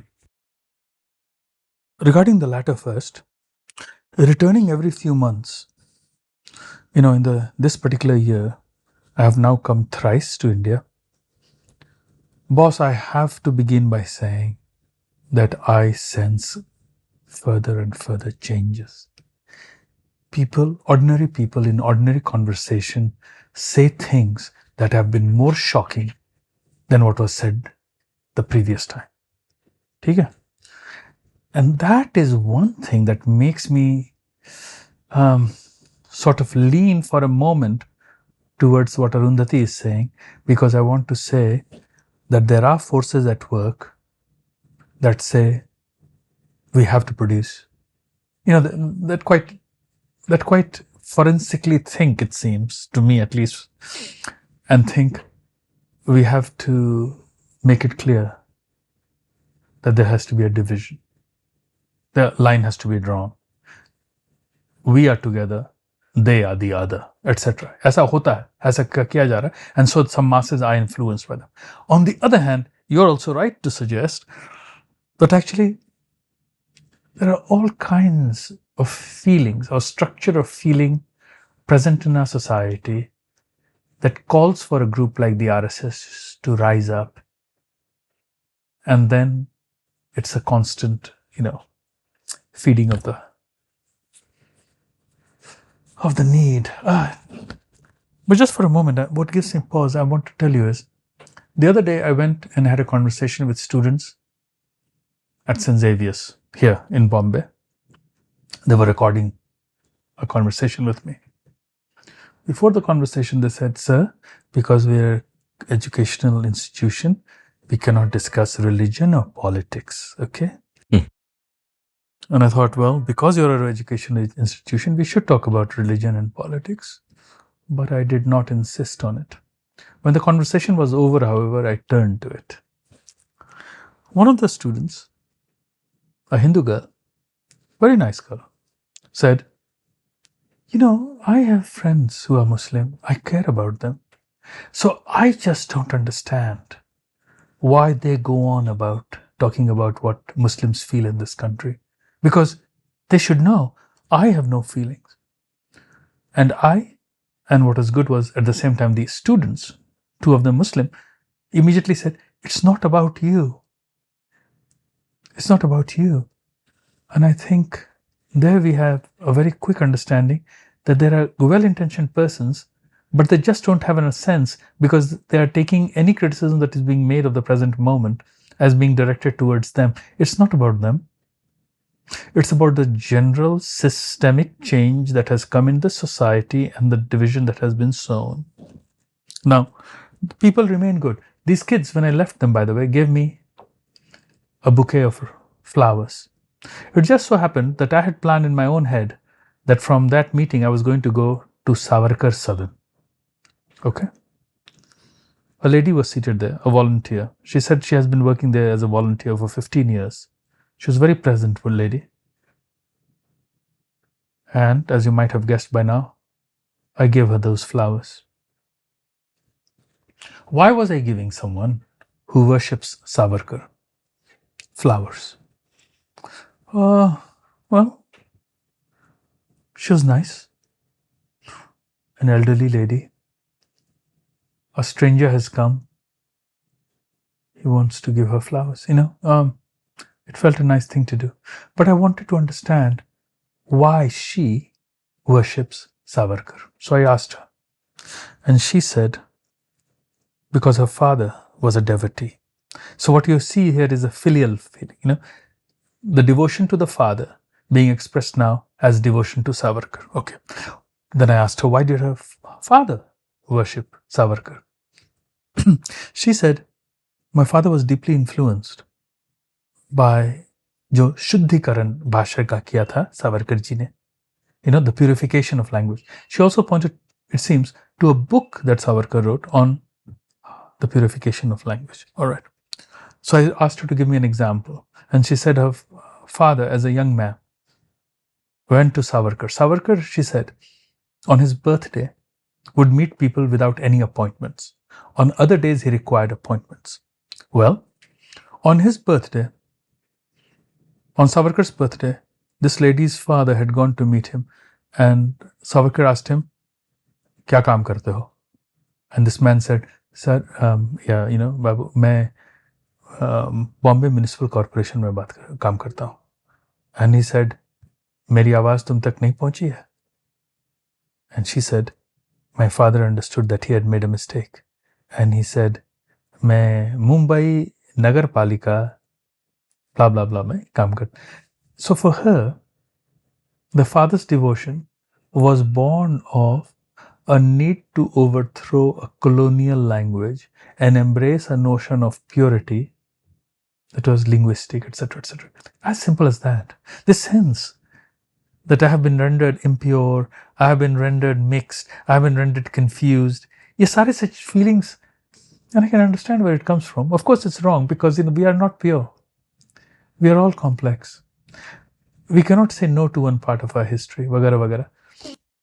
So I understand all sorts of how we have told ourselves stories of humiliation and loss and deluded ourselves. And people have encouraged us to believe these stories because there are interests that have promoted anything from an Amar Chitra Katha comic to all other forms of propaganda that have allowed these things to grow in our heads. This feeling of, I as a child remember that when I would read about someone like Rana Pratap or something, or Shivaji, would think, theek hai bhai, हमने तो अपने दुश्मनों को एक सबक सिखाया है. That need, that feeling at once of internalized weakness or vulnerability and this desire for revenge, etc., must be a part of our psychic makeup, and I can understand the demand among so many people. Shruti Kapila, when she was on the show, once said this really memorable line that Hindutva is a theory of violence in search of a history. And to me, that's really resonant that, that Savarkar built this particular frame of Hindutva, that Hindutva includes everybody for whom India is both their homeland and their holy land, but nobody else, thereby immediately othering Muslims, othering Christians.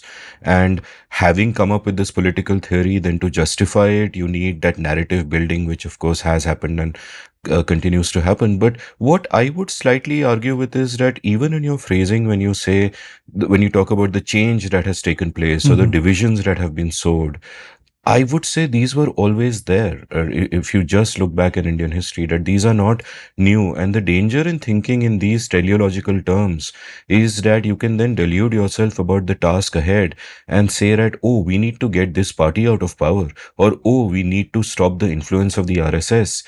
But that is not it.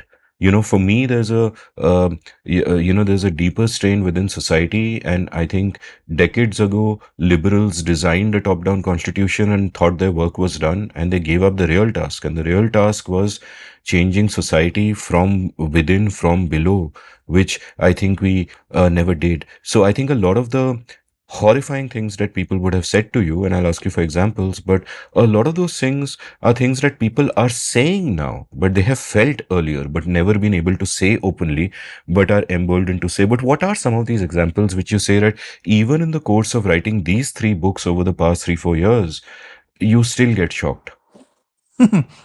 Yeah. For example, in August, on 15th August, I was staying in a rather posh hotel at that time. And at breakfast, I said to the guy who was the maitre d', if I could venture out to Red Fort, will there be any mode of transport? And the man first lectured me about, first he told me how to go and where there would not be Muslim populations. Wow. मुसलमान इलाकों से आप नहीं गुजरेंगे, ऐसे ऐसे जाइए. Second, he said, sir अब तो जानते हैं. And then he looked around. He said, अब तो हमारे यहाँ भी मुसलमान आ गए हैं. As if there weren't Muslims and others in the workforce before. He said, छोटे छोटे काम, लेकिन उनको trust नहीं किया. He went on, and it occurred to me that not only has his speech been legitimized, widely accepted, and that's why I'm insisting that, but we have to pay attention to the fact that this party's coming to power has made a change. It has made it okay for people to say what they might have only felt before. And, this, but I also felt, how did he, I felt guilty. How did he guess that I was Hindu? Oh, how did he presume that? And then how did he presume that it was okay for him to say this to me? And later on, I also thought, and why wouldn't he? Because I did not disabuse him of his notions. I didn't say to him, आप जो बात बोल रहे हैं वो बहुत गलत बात कर रहे हैं. In the same way as in a train, when these people, Marathi couple, started talking to me about the greatness of Godse and Savarkar, I just took down notes, I did not say to them, well, उनको तो घृणा थी गांधी से, या उनको तो घृणा थी अहिंसा से. Their belief was in violence, and there had been a history that they had been influenced by the fascists, etc. So मैंने भी lecture तो दिया नहीं. So I'm also guilty, but what I'm saying is कि these occurrences just jar. Well, it is true though that long before the BJP came to power, I had gone one day, I would say this must have been in early 2000s, I had gone to interview a widow of a Kargil pilot, a Kargil martyr, a pilot who had been killed. This was in Dhaula Kuan in Delhi. This was for my book, Husband of a Fanatic. And the Air Force guy who was checking the ID looked at my name. When I gave him the ID, he saw that it was a US ID. He said, बर्फ होती है वहाँ? So I said, हाँ, बेशुमार. And he looked at my ID and said, नाम तो हिंदू है, मुसलमानों की तरह बात करते हो? Beshumar, it's a lovely word, no? So it was there from before too, so you're right. But it's just that it has become so much more pervasive. Like, I feel that rather than the party coming to power causing the increasing assertiveness, I would say that they are both a consequence of the same cause. And that is a dual cause. One, ironically enough, is the burgeoning middle class, which has been able to voice itself, and it turns out that they were always like this. And two, I think what social media has done is that it's created a preference cascade. Like Timur Kuran coined this great term in his 99 book, Private Truths, Public Lies, preference falsification, where people don't say things because in polite company you're not supposed to say that, oh, Muslims are this, or women's places in the kitchen, etc., etc. But then a moment comes where so many people are saying it that you get emboldened, and then it becomes mainstream and you don't need to dog whistle anymore. See, And I think that that phenomenon happened, and the rise of the BJP, in a sense, is sort of a consequence of that. And another indicator of that is that it is not just the BJP. You yourself in your book point out how Arvind Kejriwal, would yes, often read out these religious verses and talk about sending people on free pilgrimages. All the parties are, in a sense, appealing to some kind of soft Hindutva or the other, see, which is an assumption that worries me, because on the one hand, the more optimistic me is thinking that, look, we contain multitudes. Even bigots have other aspects of their nature that you can appeal to. Everybody wants a better future for the children, for example. Our party should try appealing to that. But at the same time, then I'm being realistic and telling myself that I am not a player on the ground. These parties have skin in the game. They know society. They know the voters. If everyone is going in the Hindu direction, they know something that I have to face up to. ये बात सही है. ये बात सही है. But you and I are meeting. Well, you and I are meeting in this great city of Mumbai, which is associated in the public imagination in the world with films. I was shocked when the great actor Irfan died. Hmm. On Twitter, actually, I read this and it just stopped me cold. Someone said, "Chalo ek aur kam hua Musalman," something like that. And I thought, what depravity have we now plumbed in our society? Ki you're celebrating the death of a Muslim actor, one of the greatest we have at the moment. No, you're right. It sometimes seems that when you take the view that, oh, this has always been like this, it appears as if you are being historical. But actually, you are being somewhere almost trans or ahistorical. Because, no, clearly, history, everything is not always like this. Things change through concerted historical efforts of agents. And that is why this suitability of a theory about a party or Arundhati's point is useful only to the extent that she polemically points out to the fact that this is the centenary year coming of the RSS. This is not just one person. There are other people, as people will point out. There's Yogi. There are many others. No?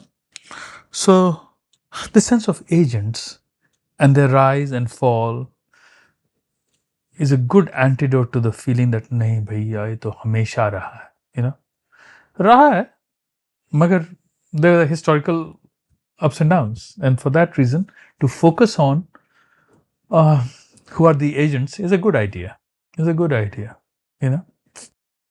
I think, there's that famous Hindi film question, "Aap party ho ya broker?" And I think if you were to ask that, Which thing? I forget one, but it's a great line, "Aap party ho ya broker?" And if one were to ask this about the RSS, I think Arundhati would say party. But I would say कि नहीं, broker. Indian society is a party. Yes, yes. तो और broker आएंगे और broker, it's let's turn away to less sort of depressing subjects. You mentioned that at the point in that conversation on the train when you were talking with these fans of Godse and Savarkar, you did not counter them, you simply took notes, which is what I would have done also. And I am now therefore thinking, how does one view these dual imperatives? That as a writer, one imperative is writing down the world. Another imperative, as a human being with a conscience and with maybe, strong feelings about certain principles you might hold, you also want to speak up, and doing what you do, in a sense, you set yourself up to be the perennial writer, noting down the world, which is incredibly important. Yeah. And that would be my instinct also. Sure.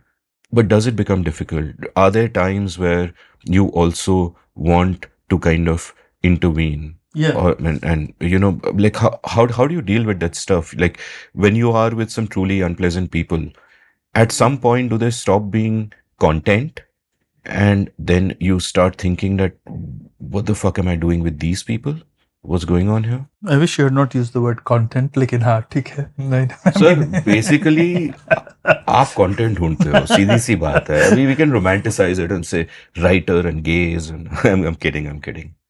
Yeah, it is not only the bad guys, it's also with the good guys that I slip into silence. Let's say there is a strong protest in favor of something that I would generally support. There is not much to be said when people are, offering their, how shall I put it, the expected platitudes. तो इसलिए मुझे petition भी sign करने में थोड़ी सी दिक्कत होती है. Posturing हो जाता है तो. बस etc. And the language seems to be कि भैया हाँ बोल दिया क्या बोलना और. So either way, so what it's, I was earlier, before we began this show, I was telling you how yesterday in Goa, in Panjim, I went to a show, an exhibition of Bhupen Khakar's paintings. And he says, and I noted it down in my journal because this was content. Mhm. An artist should not preach, talk philosophy, try to reform society, because he constantly revels in illogicality, sensuality, and vulgarity. हमको पसंद आया, मैंने note कर लिया, क्योंकि a part of me certainly entirely identifies with it. Milan Kundera also had a great essay to this effect of how that if art becomes too political, it shades into propaganda and ceases to be art. I mean, I'm paraphrasing. Right. So, how to be sneaky, how to be suspicious, how to exercise cunning, how to be sly, how to be funny maybe sometimes, are certainly a bit more important to me than how to be right or how to sound right. मैंने एक आध interview में ये बात बोली है कि भाई the point for a writer is not to be right. It is just to be human. It is to be attentive, alert, to say something that is true rather than something that is right. थोड़ा सा difference है. It's a more vulnerable position to apply, to situate oneself in, to locate oneself in. But again, Bhupen Khakar says, an artist must be vulnerable. His paintings must reflect all his weak points. वो जो righteous लोग होते हैं ना, वो लोग weak points नहीं reflect करते, वो लोग सिर्फ strong points reflect करते हैं. कि I'm right about this and everyone else is wrong. Yeah, so and so is wrong. वो भी बड़ी uninteresting चीज लगती है मुझे. Let me ask you a question about storytelling, right? At a basic level, we need stories because the world is deeply complex. We need to make sense of this deeply complex world. Otherwise, we will go mad. We will go insane, as it were. And therefore, we tell simple stories about this complex world to make sense of it. And these simple stories are necessarily false because they can't capture the full complexity of the world, but some are more true than others. Now, having assumed this much about storytelling, the way I see it, that when a storyteller then attempts to tell a story, there are two approaches she can take. And one approach is that I will tell the simplest story possible so people can relate to it and I'm making my point forcefully. Or it can be that I will dive into the complexity. That there are simple stories out there, but the world is complex. I will dive into the complexity. And I think every true artist, and this is what Bhupen Khakar also seems to be saying, is diving into that messy complexity and playing around within that. And therefore, what happens is that if you look at the political discourse, for example, there is an incentive in today's polarized, shrill social media world to go towards the extremes. The extremes are always simplistic. Nuance is always lost. You can never make a nuance point. So if you don't share the most extreme point possible, the sensible, practical thing to do is to shut up. And as a storyteller, as a writer, your imperative takes you to the opposite direction, that you dive into that complexity and you kind of enjoy it. And in all of your work, including these three beautiful books, you are doing exactly that. So, what is sort of your sense of it? And do you think that there is a danger in an artist or a storyteller going in the wrong direction towards a socially mandated or socially approved or tribally approved simplisticness, rather than just say, look, the world is complex, everyone contains multitudes, there are no heroes and villains, it's a mess, let's get into that mess. That's where the fun is. Yeah, आपने सुना होगा, because you're talking about storytelling. You must have heard this quote from Joan Didion that is repeated everywhere. We tell ourselves stories in order to live. Yeah. If you read just those words, you'd think, oh, what she's saying is stories are important. If you're going to live, you have to tell stories. But what people forget is what follows, where she says, we look for the sermon in the suicide, for the social or moral lesson in the murder of five. We interpret what we see, select the most workable of the multiple choices. What is she saying? She's saying that we try to make sense in ways that are far too simplistic. We try to look for what did she say? It was the wonderful phrase with the sermon in the suicide. We live entirely, especially if we are writers, by the imposition of a narrative line upon disparate images, by the ideas with which we have learned to freeze the shifting phantasmagoria which is our actual experience. Okay? Now, what I like here is that she takes a cliche and juxtaposes it very quickly with what is its excess, the exorbitant meaning which eludes the cliche. That dual move is, I think, what is crucial to the stance of the artist today. So that we keep taking on what has become customary, what has become common sense, what has become mainstream, and we keep putting it next to it something else that exposes it and does something with it that takes us, keeps opening the window or opening the door, just keeps making the truth open out, blossom out into other possibilities. Nahi to, everything will be reduced and flattened into the cliche that is our general life in this culture. In all cultures, actually. Here, you'll see so often you step into a bookstore. Good intentioned people will have put these, how many words there are? 8 words on the wall. We tell ourselves stories in order to live. It is a way of selling stories. And the truth is, what follows it is a diatribe against stories, against storytelling. It's a cautionary tale, not a recommendation. Bas. That dual move, how to enact that strategy all the time. Who does it? Tum batao. Who does it well?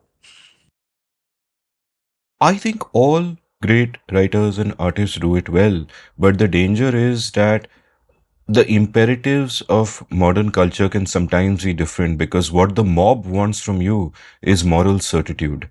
And any artist, anyone who understands human nature, recognizes that that is a part to folly, that there can be no certitude of any kind, moral or otherwise. Yeah. Do you remember there was some line from Gangs of Wasipur where Tigmanshu Dhulia says something about Jab tak cinema hai na. Do you remember what I'm talking about? I remember that, and not the exact Tigmanshu words. Dhulia says something like, Hindustan में जब तक cinema है लोग चूतिया बनते रहेंगे. So I like the move, for example, where within a work of art, there is also an undercutting of that same form, so that what is being said is also being called into question. A good example, even in a film like Gangs of Wasipur, is the Tigmanshu Dhulia character saying something like, Hindustan में जब तक cinema है लोग चूतिया बनते रहेंगे. Because he's saying, I think the line that precedes it is where he says कि साले, we try to make ourselves the heroes in the stories that we tell ourselves. And these stories come to us from Hindi cinema. और जब तक हिंदुस्तान में cinema है तब तक लोग चुतिया बनते रहेंगे. You know? So the role of the artist then is, what I'm saying, is to undermine precisely the vehicle of its own production. That's what Brecht used to do, you know? I think some artists do that, and when it's done well, that kind of self-referential move can be awesome. But otherwise, there is a danger that it is clumsy and takes a viewer or the reader out of the illusion that the work of art is creating. So I would say that it's still more the exception than the rule. हाँ वो ठीक है, वो ठीक है. I mean, there was a great, I don't know whether he's still around, filmmaker called Ketan Mehta. When he made a film called Bhavni Bhavai, it was about both a certain poor creation of narrative at a particular time in drought-stricken Rajasthan or Gujarat, and then retelling that story. I don't think it was as successful as Sholay. Well, I mean, Which, by the way, was a retelling of other films. But anyway. Yeah, I mean, that's apples and oranges. And, Sahi baat. yeah, so Sholay, of course, was. Epic theatre. Bertolt Brecht, Irving Pesquet, उसकी opposite क्या होती है epic theatre की? Classical theatre, I suppose. But epic theatre is something that always shatters the illusion that you are watching something that is real and stable. Who's doing that today? Who are the artists you really admire? Okay, wait a minute. Who really admire में एक और जाऊंगा, लेकिन मुझे ये epic theatre की बात हमेशा आती है when I'm watching someone like Jon Stewart, you know, because he will play a certain part of how mainstream, let's say Fox News or even CNN and others will, broadcast something, and then he interrupts it and shows something else which completely points out, makes fun of what we have been watching so far. But I feel that he is more pantomime than epic theatre. I mean, he makes a mistake of taking the story in the other direction, more simplistic directions. Oh. It's very easy to kind of, it's very easy to mock anybody and to laugh at anybody. I see your point. You're taking away all my illusions. No, I'm not. Huh? You can disagree with me. I could be wrong. We could both be wrong. We are both wrong. Serious cinema, boss. Serious cinema जब कोई होता है तो मुझे लगता है, I haven't watched Payal Kapadia's movie yet. It's an excellent film. But I thought, I mentioned Shaunak Sen's documentary here. The way it introduces politics so subtly, it comes, you think you're learning only about kites that fly in the air, but then learning this other thing. It's about CAA, etc., and about Muslims and what's happening in the riots. It's a very sneaky entry and it's wonderful, That sort of subtlety. I haven't seen that film. क्या? इस देश में रहते हुए? But I have seen Payal Kapadia's film, which you haven't, which is a damn good film. It's almost pitch perfect. It's wow. Such a tragedy. Did you enjoy Lapata Ladies? Look, in its frame, which is a frame of mainstream Bollywood, I think it's a damn good film, but only in that frame. Yeah. I think if you put Lapata Ladies besides All You Imagine Is Light, I think it's just Zameen Asman ka farak hai. It's practically a category error. Whereas, Lapata Ladies is an amusing mainstream film with the typical tropes, is kept light, etc., etc. All You Imagine Is Light is almost pitch perfect. I was a little confused by how one of the strands resolved itself. But apart from that, it is serious filmmaking. That's amazing. Wow. What films have you seen recently that have? मुझे वक्त कहाँ मिलता है cinema देखने का? इतने flight white पे जाते हो? Oh no, I hate the quality of sound on the flights. यानी अपने iPad पे डाउनलोड करके अपने हेडफोन पे सुनो ना? Oh, मैं तो किताबें सुन रहा हूँ उस तरह से. अच्छा वैसे.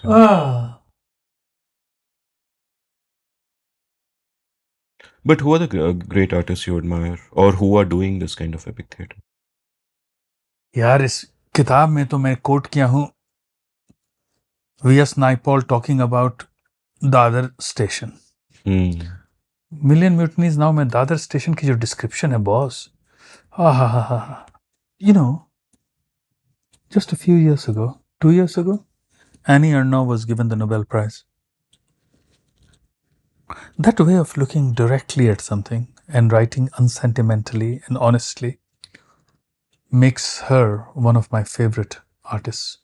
Svetlana Alexievich does something that you do, these long conversations, and then she reduces it to 2 paragraphs, maybe 2 pages. If I can learn that skill, that would be wonderful. It can both be a skill Yeah. and it can be self-mutilation. Mm.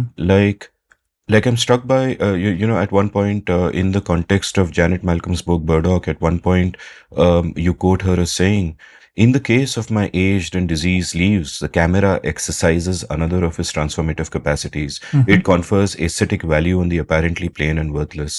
Stop quote. And the point you go on to make is that she's giving too much credit to her camera. It is, of course, her gaze, Yes. which is perhaps what she meant by camera also. But here I'm thinking is that one way of looking at what Svetlana does is that she is, having a long conversation and capturing what she considers to be the essence of it.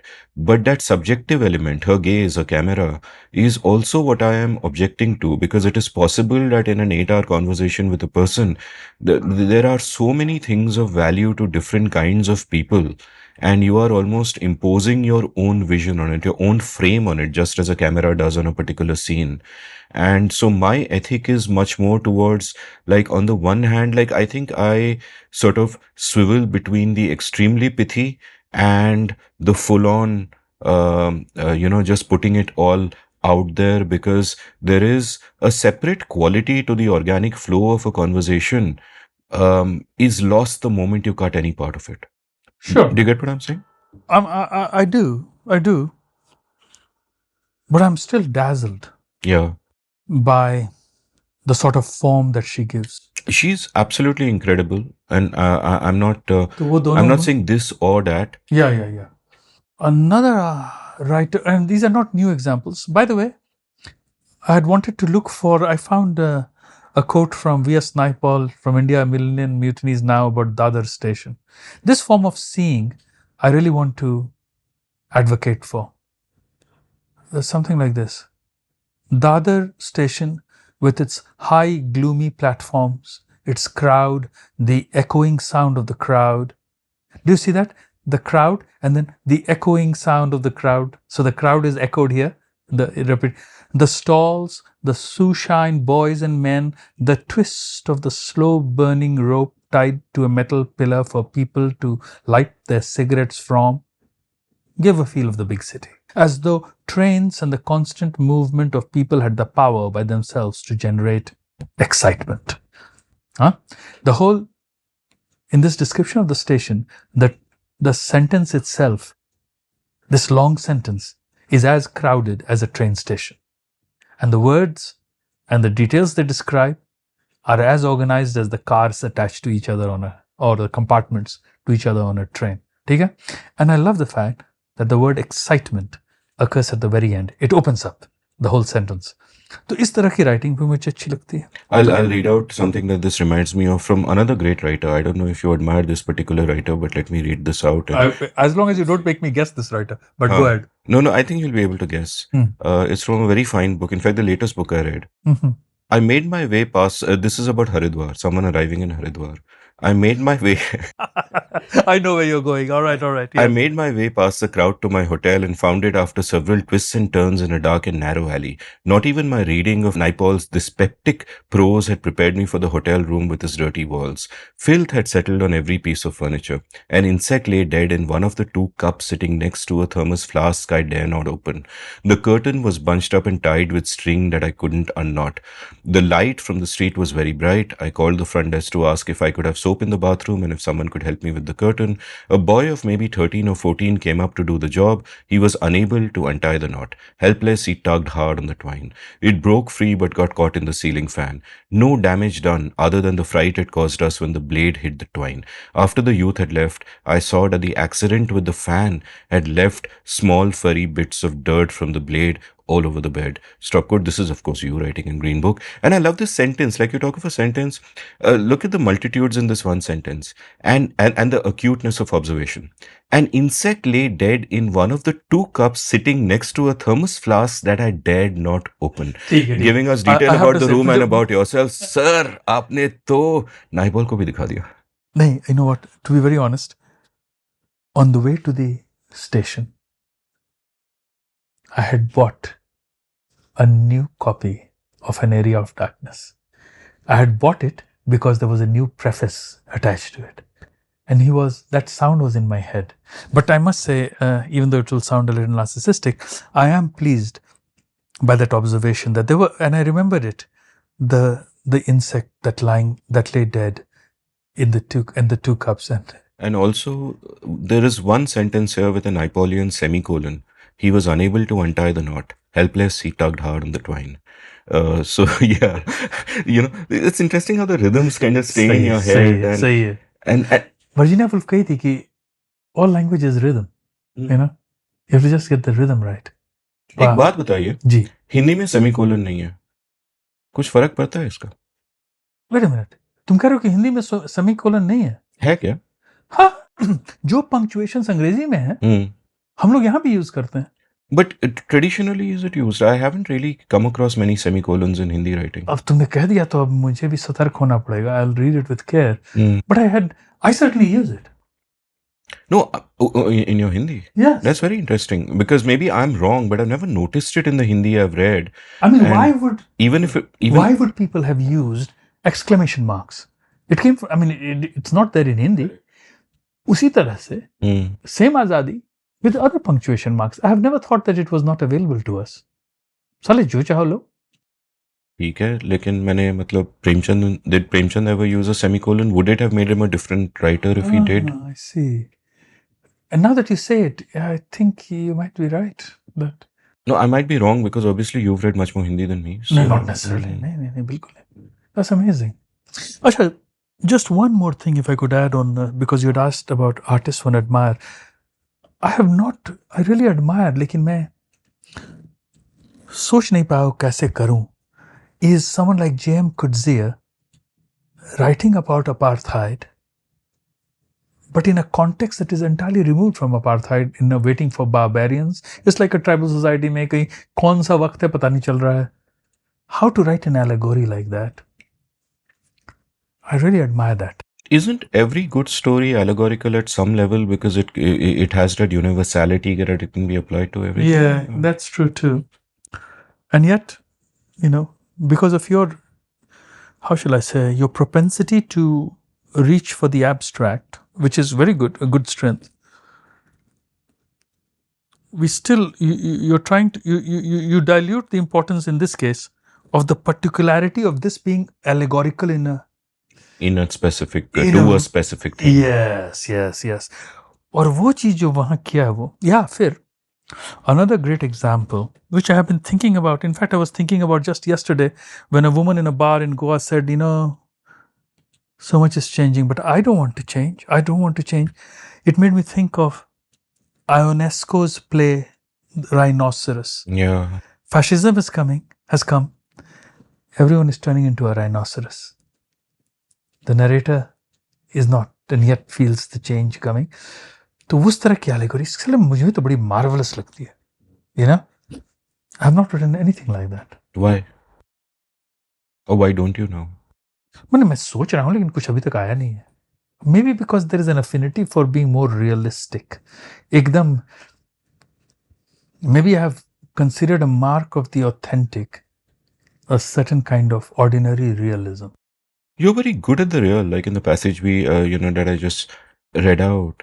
But that same skill of observation could, I don't know, I'm thinking aloud, could apply to the allegorical as well. I'm amazed that वो तुम paragraph immediately link कर दिए. No, because I read it and I do my notes in Rome research. It's good. It's kind of organized that way. But yeah, that was a nice semicolon. I mean, I love, when I tell my writing students about semicolons. I'm like, if you're writing an op-ed, 800 words in a newspaper, never use a semicolon. It doesn't belong there. The rhythm is different.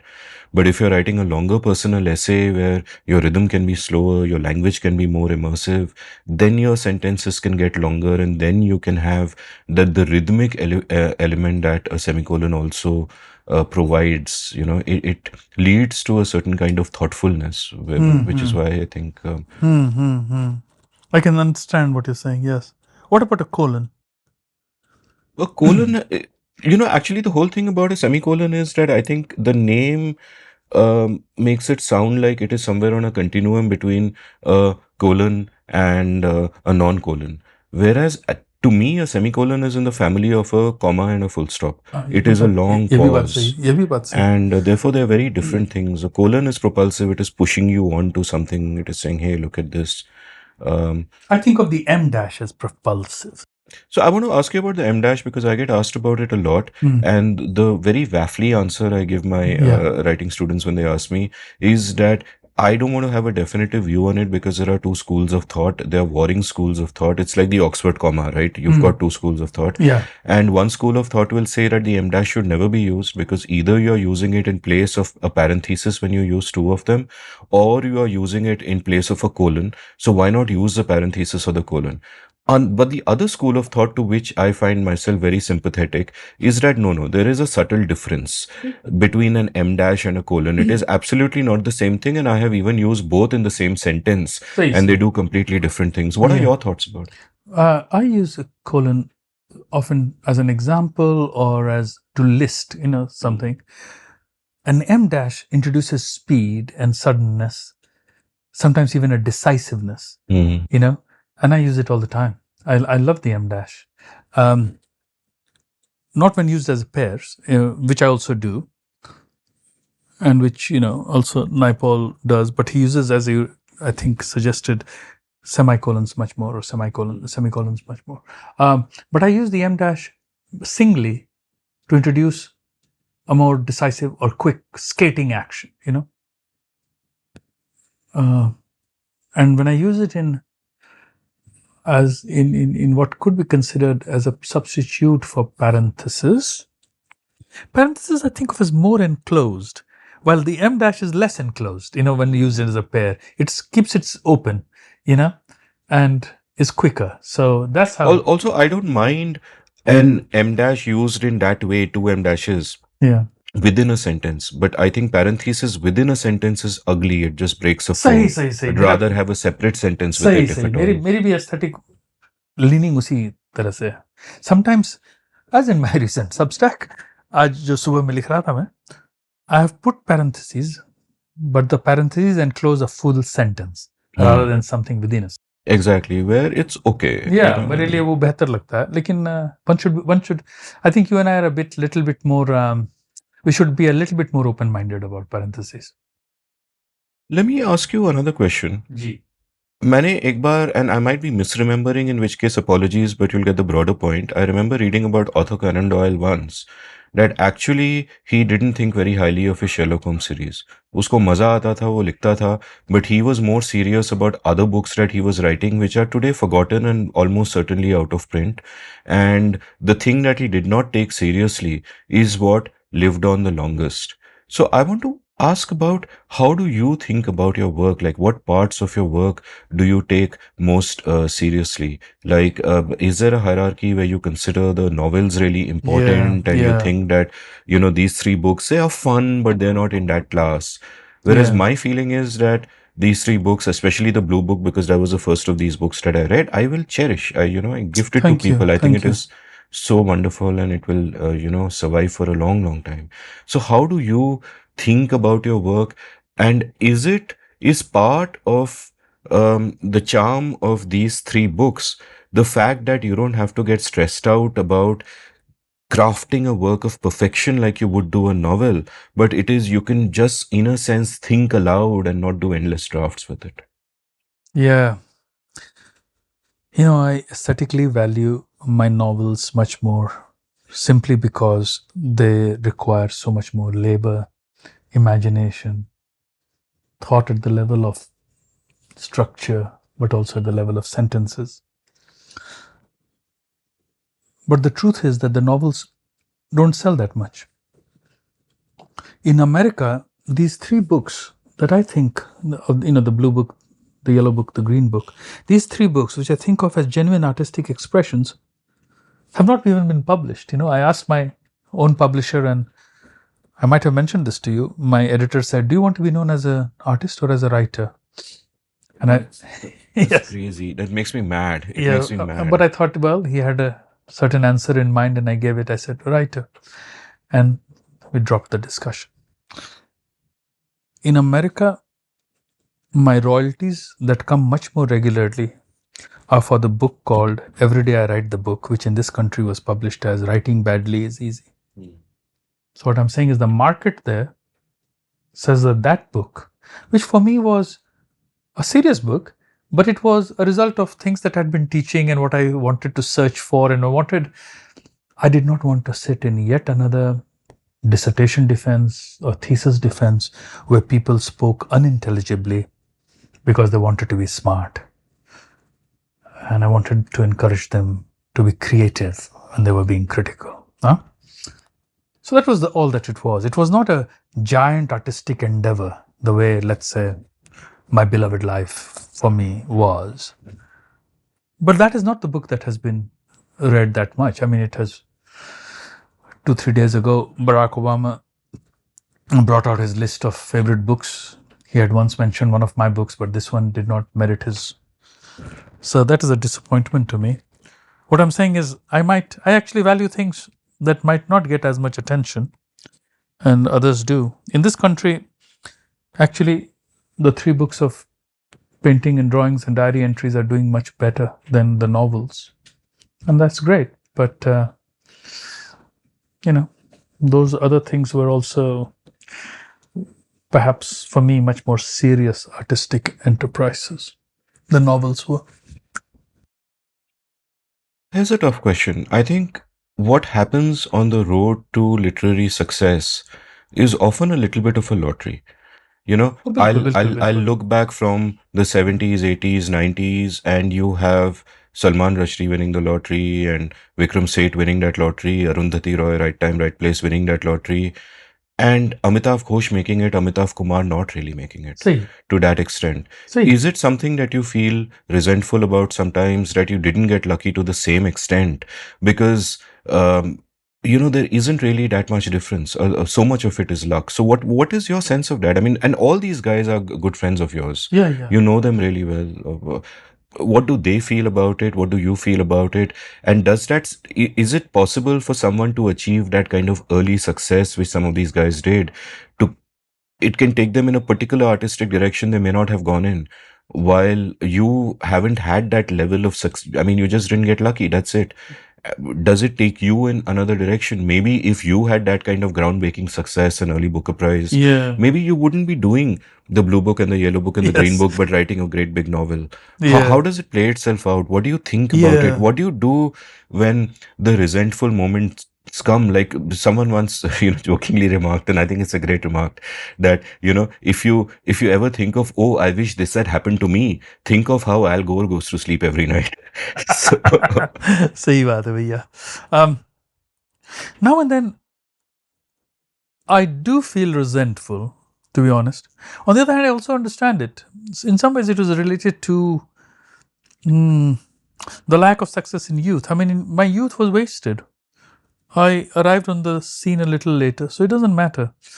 It does give me a certain freedom, I know of a friend who, with her book, got a major prize, a very big prize, but that hobbled her for many years, and what she has allowed herself to be able to do creatively. I have had no such pressure. I've done what the fuck I want, so that's good too, Also, what a dreadful person I would have become if I had succeeded. You're behaving like you're a good person now. I'm kidding. No, I'm not a good person, but on the other hand, at least I'm not a I'm not an asshole. I mean, I've seen people like that. Some of these people have become dreadful people. No? Yes. I think you told me this incredible story, which No, I know no, no, don't you do won't that. let me relate. I'm not going to. I'm not going to. But it's a story involving the biggest names on the firmament, and I'm like, oh my god, what Yeah. chutias. Yes. Oh my God. So, yeah. I mean, also, it's a touch of grace when someone I admire says something nice about what I've written and says, "Hey, you should have been on that list or something." And I think, okay, that's great. That's great. Even most recently, someone who was on the Booker list said, "You belong on this list." So I thought, oh, that's great. Thank you. But so that's great. I felt good about it. Um, I just feel though that I haven't done my.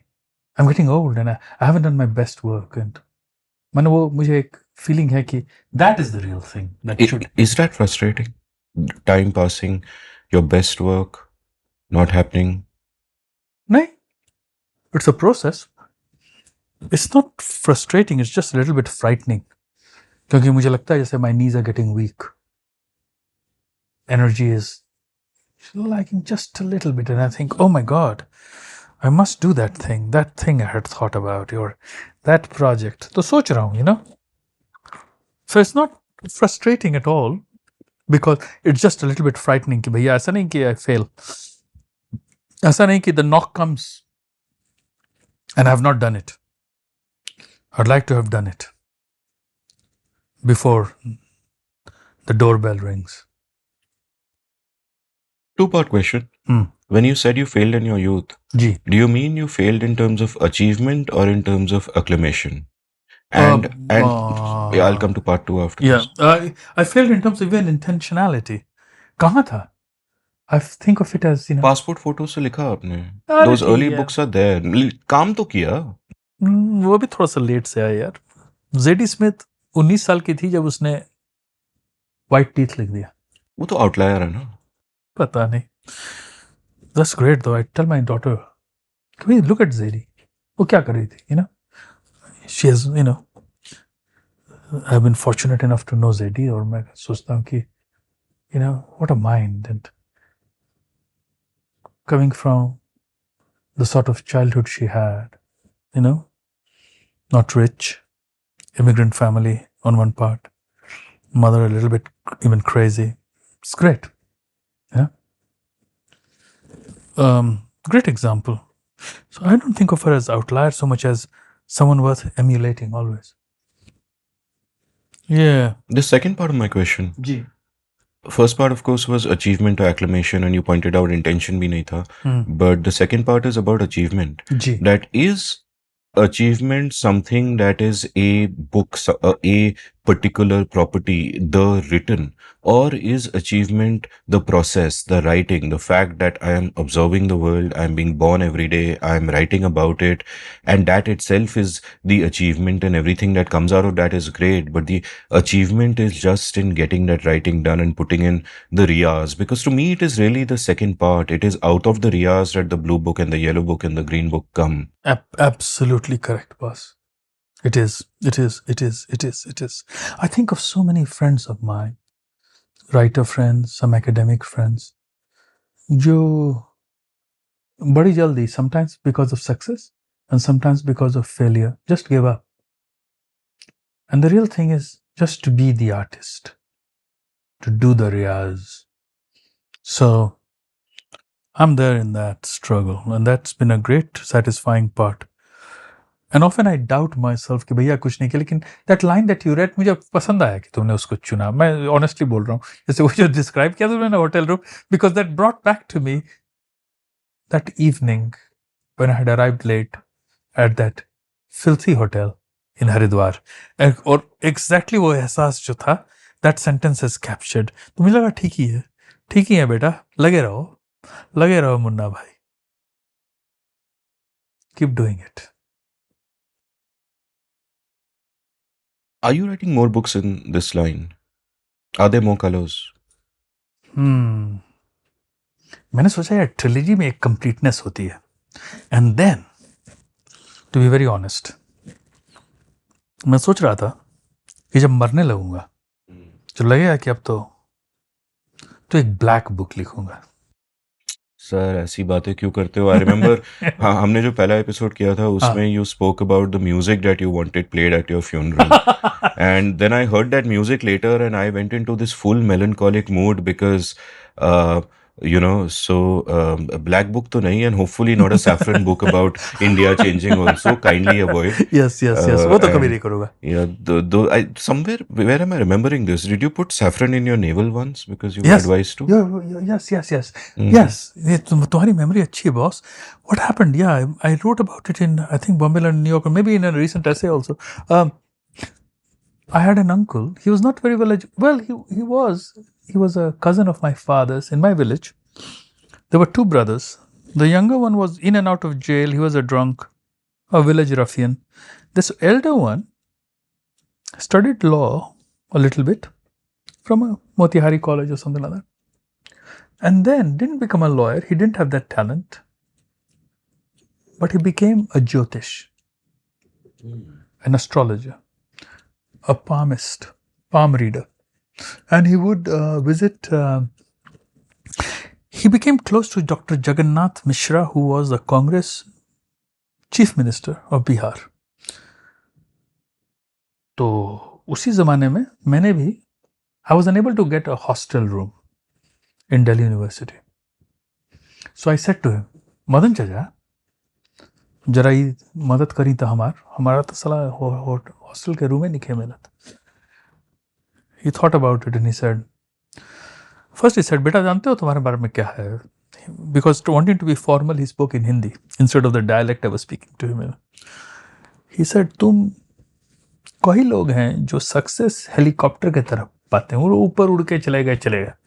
तुम जो हो ना एक एक कदम से चढ़े हो, तो तुम जानोगे कैसे ऊपर चढ़ना और तुम जानोगे कैसे उतरना. Okay, whatever that meant. And they said, and as to the problem you are proposing, केसर लेकर एक छोटा सा उसका तिनका अपने नेवल में लगा लेना. So I got it wherever, or maybe my mother bought it, I can't remember. But every morning during that time, I would put it and go out into the world to do battle. Biryani from the inside, saffron from the outside. I went to meet, and there was an academic called Krishna Kumar, who was the head of education or something, and he was also the dean of a particular dorm, hostel. I don't think he was impressed by my looks or what. I had a beard, I had my khadi kurta, I had my jhola on the side. He asked me one or two questions just outside on the steps and sent me away. I never got that hostel room. And after a while, therefore, I left the practice of putting saffron in my navel. Now I only put it in the biryani I make. Yeah, but imagine if you got the room, then you would have applied causation. Then rest of your life, today also, you would have been putting saffron chup ke jaake. सही बात है. जो होता है भला ही होता है शायद. We tell ourselves stories in order to live. So, before I get to my penultimate question, look, Ji. I just want to assure you, and I'm saying this sincerely, and I think most listeners who are familiar with your work will say this, that I think that these three books ji. are worth more than any novel written by an Indian writer in English. They My are outstanding. God. I am just... यार क्या बात है. Because, it is so easy to take this lightly, but what you have done, not just in terms of the work you've produced, but the permission that you've given to other creative people to think beyond words and to think beyond pictures and to just free their imagination and to observe acutely. I just think it is fantastic. So thank you for that. Wow. My next question is about something interesting that I've seen you do, which is these little postcardy things which you make on your iPad, where you shoot a photograph of someone and then you ask them to write beneath it. Many of these you have Substacked also, and I will link to that. How did this idea come, and what is it what is it revealing to you? What is exciting about this to you? I had a student, his name is Caleb Stein, who in my classes was taking pictures, and later he became a very good photographer. I'm talking about many years have passed now. And then more recently he used to shoot in my own town, and I wrote about his photographs for the New York Times.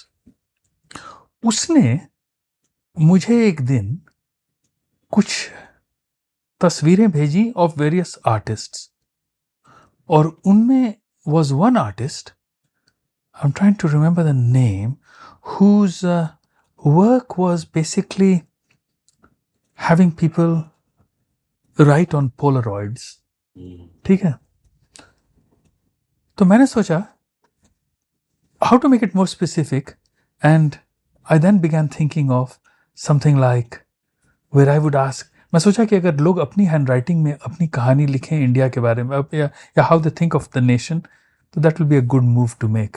तो उसी से मैं वो basically that idea came from him. थोड़ा सा मैं careful रहता तो शायद याद भी रखता, लेकिन मुझे अब याद नहीं है.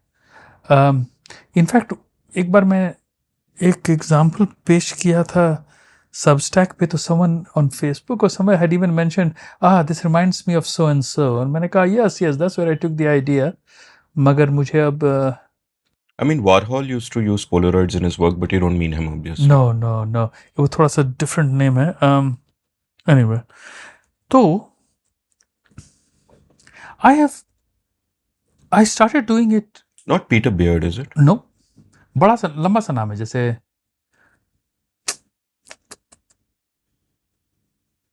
दिल खाली. क्या है यार, कौन था? खैर, this is how art works. कहीं से एक बीज बोया गया और एक नई फसल तैयार हो गई. Something comes from somewhere, something else is made. I try to, मैं एक आर्ट का रखता हूँ अलग सा एक folder he. I see something, I just take a screen grab just so that I can run through it like a little diary and let it take other form. खैर, तो maybe I can share one of these postcards, huh? तुम्हारे पुराने guest का पढ़ दूं एक? हाँ, बताइए. दानिश का पढ़ दूं? पढ़ दो. It's very... So Danish appeared on Seen and the Unseen, or maybe a week or 2 weeks ago, I asked him, यार Danish, is there a dream that you've had recently or that struck you as something that revealed something about your identity or how you are viewed in contemporary India? And he said, yeah. And he described a dream. और मैंने कहा इसको लिख दो. तो हिंदी वाली पढ़ देता हूँ मैं. पढ़ दीजिए. और तुम अंग्रेजी वाला, if you want, you can look on my Instagram account or something. You can find if you want the English also. I'll just do it on the fly, but आप हिंदी वाली पढ़ दीजिए. बीच ख्वाब, जब मेरी आंख खुली तो मैंने अपने आप को एक छत पे पाया. वो मेरी छत नहीं थी. छत एक गेटेड कम्युनिटी पॉश मोहल्ले के घर की छत थी जहां मेरा घर था. एक दंगाइयों का गिरोह मोहल्ले में मुसलमानों के घरों की लिस्ट लिए घूम रहा था और उन्हें ढूंढ ढूंढ कर मार रहा था. मेरे रंगकर्मी दोस्त मेरी जान बचाने में जुटे हुए थे, पर कुछ खास परेशान नहीं नजर आ रहे थे. बीच बीच में इंस्टा रील या यूट्यूब वीडियो देखते और अट्ठास लगाते, पर जैसे ही फोन पर गिरोह की मूवमेंट का अलर्ट आता, मुझे भागने की राह दिखाते, इधर से निकल जाइए, आप सेफ हैं. मैं अपने ही मुल्क में दहशत से चूर भागता, सोचता कि कब तक भागूंगा, और आंखें खुल गईं. दानिश हुसैन. तो what I am trying to do here boss, इसकी हर शख्स जिसकी बातें मैं कलेक्ट कर रहा हूं उसका चेहरा रहे, और फिर उसकी ही हैंडराइटिंग में नीचे अंग्रेजी में, हिंदी में, किसी और भाषा में उसके ही अल्फाज हों. इसके मैंने काफ़ी एग्जाम्पल्स देखे हैं, and what kind of struck me is that in a sense this is a powerful form itself, because you are almost capturing the essence of a moment that a particular person is in. Like a brief English translation of this, by the way, and I'm just doing it off the fly, looking off into air, is that, so I saw a dream in which I was on the roof of the house. It wasn't my roof, it was that of a gated community. And below, I could see a band of writers go from door to door with a list of Muslim residents, dragging them out and killing them. And I was lost on this roof, and my theater friends were with me, and they said, "Don't worry, we'll take care of you." But they didn't seem particularly serious about it. And in between looking at their Instagram reels, if they would get an alert that a crowd is heading that way, they would spring into action and says, "Hey, don't worry, take that road. You'll absolutely be safe." And I thought to myself that, my God, here I am running, terrorized, oppressed in my own country. Where shall I run? That's exactly right. Yeah, तो मैं सोच रहा था that maybe this could be, as I do my Bharat Ek Khoj, this could be an accompanying project. It's a beautiful project. I think, the danger that you might have, Amitav, is that people of our generation might be struck to thinking of an hierarchy of the arts where we think कि a book is on top, it is a pinnacle, uske niche ye, uske niche wo, and we might not give enough importance to, say, journals or to a project like this, which can also be the highest form of art. And I've been quite affected by some of the postcards, including with unknown people that you showed me today. Yeah. And more power to you for that. At India mein to ho hi jayegi publish. I don't know what foreign publishers are thinking, honestly. Like, धिक्कार है उन पे. So my final question, I've taken a lot of your time, and I'm so honored to. After this I will buy you lunch. But before I ask this question, or rather, there is lunch already. Eat your butt. Before we get to the lunch that we have ordered, which is not a Bengali lunch, I want to quote what you have written in your book about a Bengali lunch, where you write, "In due course, I was also provided lunch. The Bengalis have this maddening and also endearing way of serving food in courses. You are given rice with dal and one kind of vegetable, maybe also salad. You start eating and think it would have been nice to have one more dish. Well, there is more. You are next given a kind of spinach and then another vegetable, all of it locally sourced. You are now feeling heavy. But then the main course arrives, this delicious fish soaked in a delectable gravy. You are ready to get up from your meal by now, but you can't. This is so good, you say to yourself, wondering why this fine fish wasn't served first. Finally, the meal is over and you're about to stagger away drunkenly like one of the flies that has been trying to land on your plate. But no, there is more. The cook smiles and says, "Chutney, chutney," and he ladles a sweet mango thing on your plate. It is great. When you get up, there are anguished cries from the cook, "Fresh curd, fresh curd." Stop quote. Unfortunately, we've ordered Southeast Asian, so I don't quite have this kind of a repast for you. But again, I just, love the evocative way in which you write. I think this was a suitable passage to read before lunch. And my final question will be that, I've asked this on the previous two episodes as well, but let's go again. Give me recommendations of books, films, music that you might have, read or heard or watched since the last time we spoke, and which you just want to share with everyone. Sure. So I just taught this course on nature writing, and I think since the course ended a couple of weeks ago, it's very fresh in my mind. There is a guy called Jeff Goodell. उसकी एक किताब है, The Heat Will Kill You First. वो मुझे ठीक लगी. There is another one called Fire Weather by a guy called John Vaillant. Oh yeah, Vaillant, Vaillant, about how these big fires are consuming large tracts of Canadian and New York and American forests. क्योंकि मैं अपने ही शहर में कई दिन नहीं निकल पाता हूँ क्योंकि इतना ज़्यादा धुआं हो जाता है. So I think that's a very big reality for us. One other book that I want to propose is a book called Ill Nature. Ill as in ILL, Nature by Joy Williams. आपको लगेगा कि she's talking about disease, but it's not that. It's rather not having a romanticized view of nature. And instead of thinking about death, decay, danger, and in a language that does not conform to anything. The writer's name is Joy Williams. If you read nothing else, you can maybe even look online for her essay called Hawk, Hawk. This essay is about her dog Hawk, who once attacks her. और क्या writing है यार, follows no particular logic and is the most powerful piece of prose you might have read at some point. Beautiful. You know, I love the way you said about one of these books, wo mujhe theek lagi. And this shows the inadequacy of language because a direct translation would be, I found it okay. Whereas what you actually meant was, this was freaking awesome.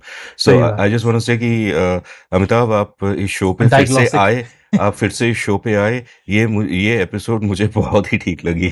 Thank you for coming. Thank you boss thanks for having me If you enjoyed listening to this episode, check out the show notes, enter rabbit holes at will, head on over to your nearest bookstore, online or offline, and pick up all of Amitava's books. As I say on the show, I'm particularly biased towards these three books. They're just amazing. So buy the blue book, the yellow book, and the green book. You can follow Amitava on Twitter at Amitava Kumar, and you can follow me on Twitter at Amit Verma, AmitVarma. You can browse past episodes of The Seen and the Unseen at seenunseen.in or any podcast app of your choice. Thank you for listening. Did you enjoy this episode of The Seen and the Unseen? If so, would you like to support the production of the show? You can go over to seenunseen.in/support and contribute any amount you like to keep this podcast alive and kicking. Thank you.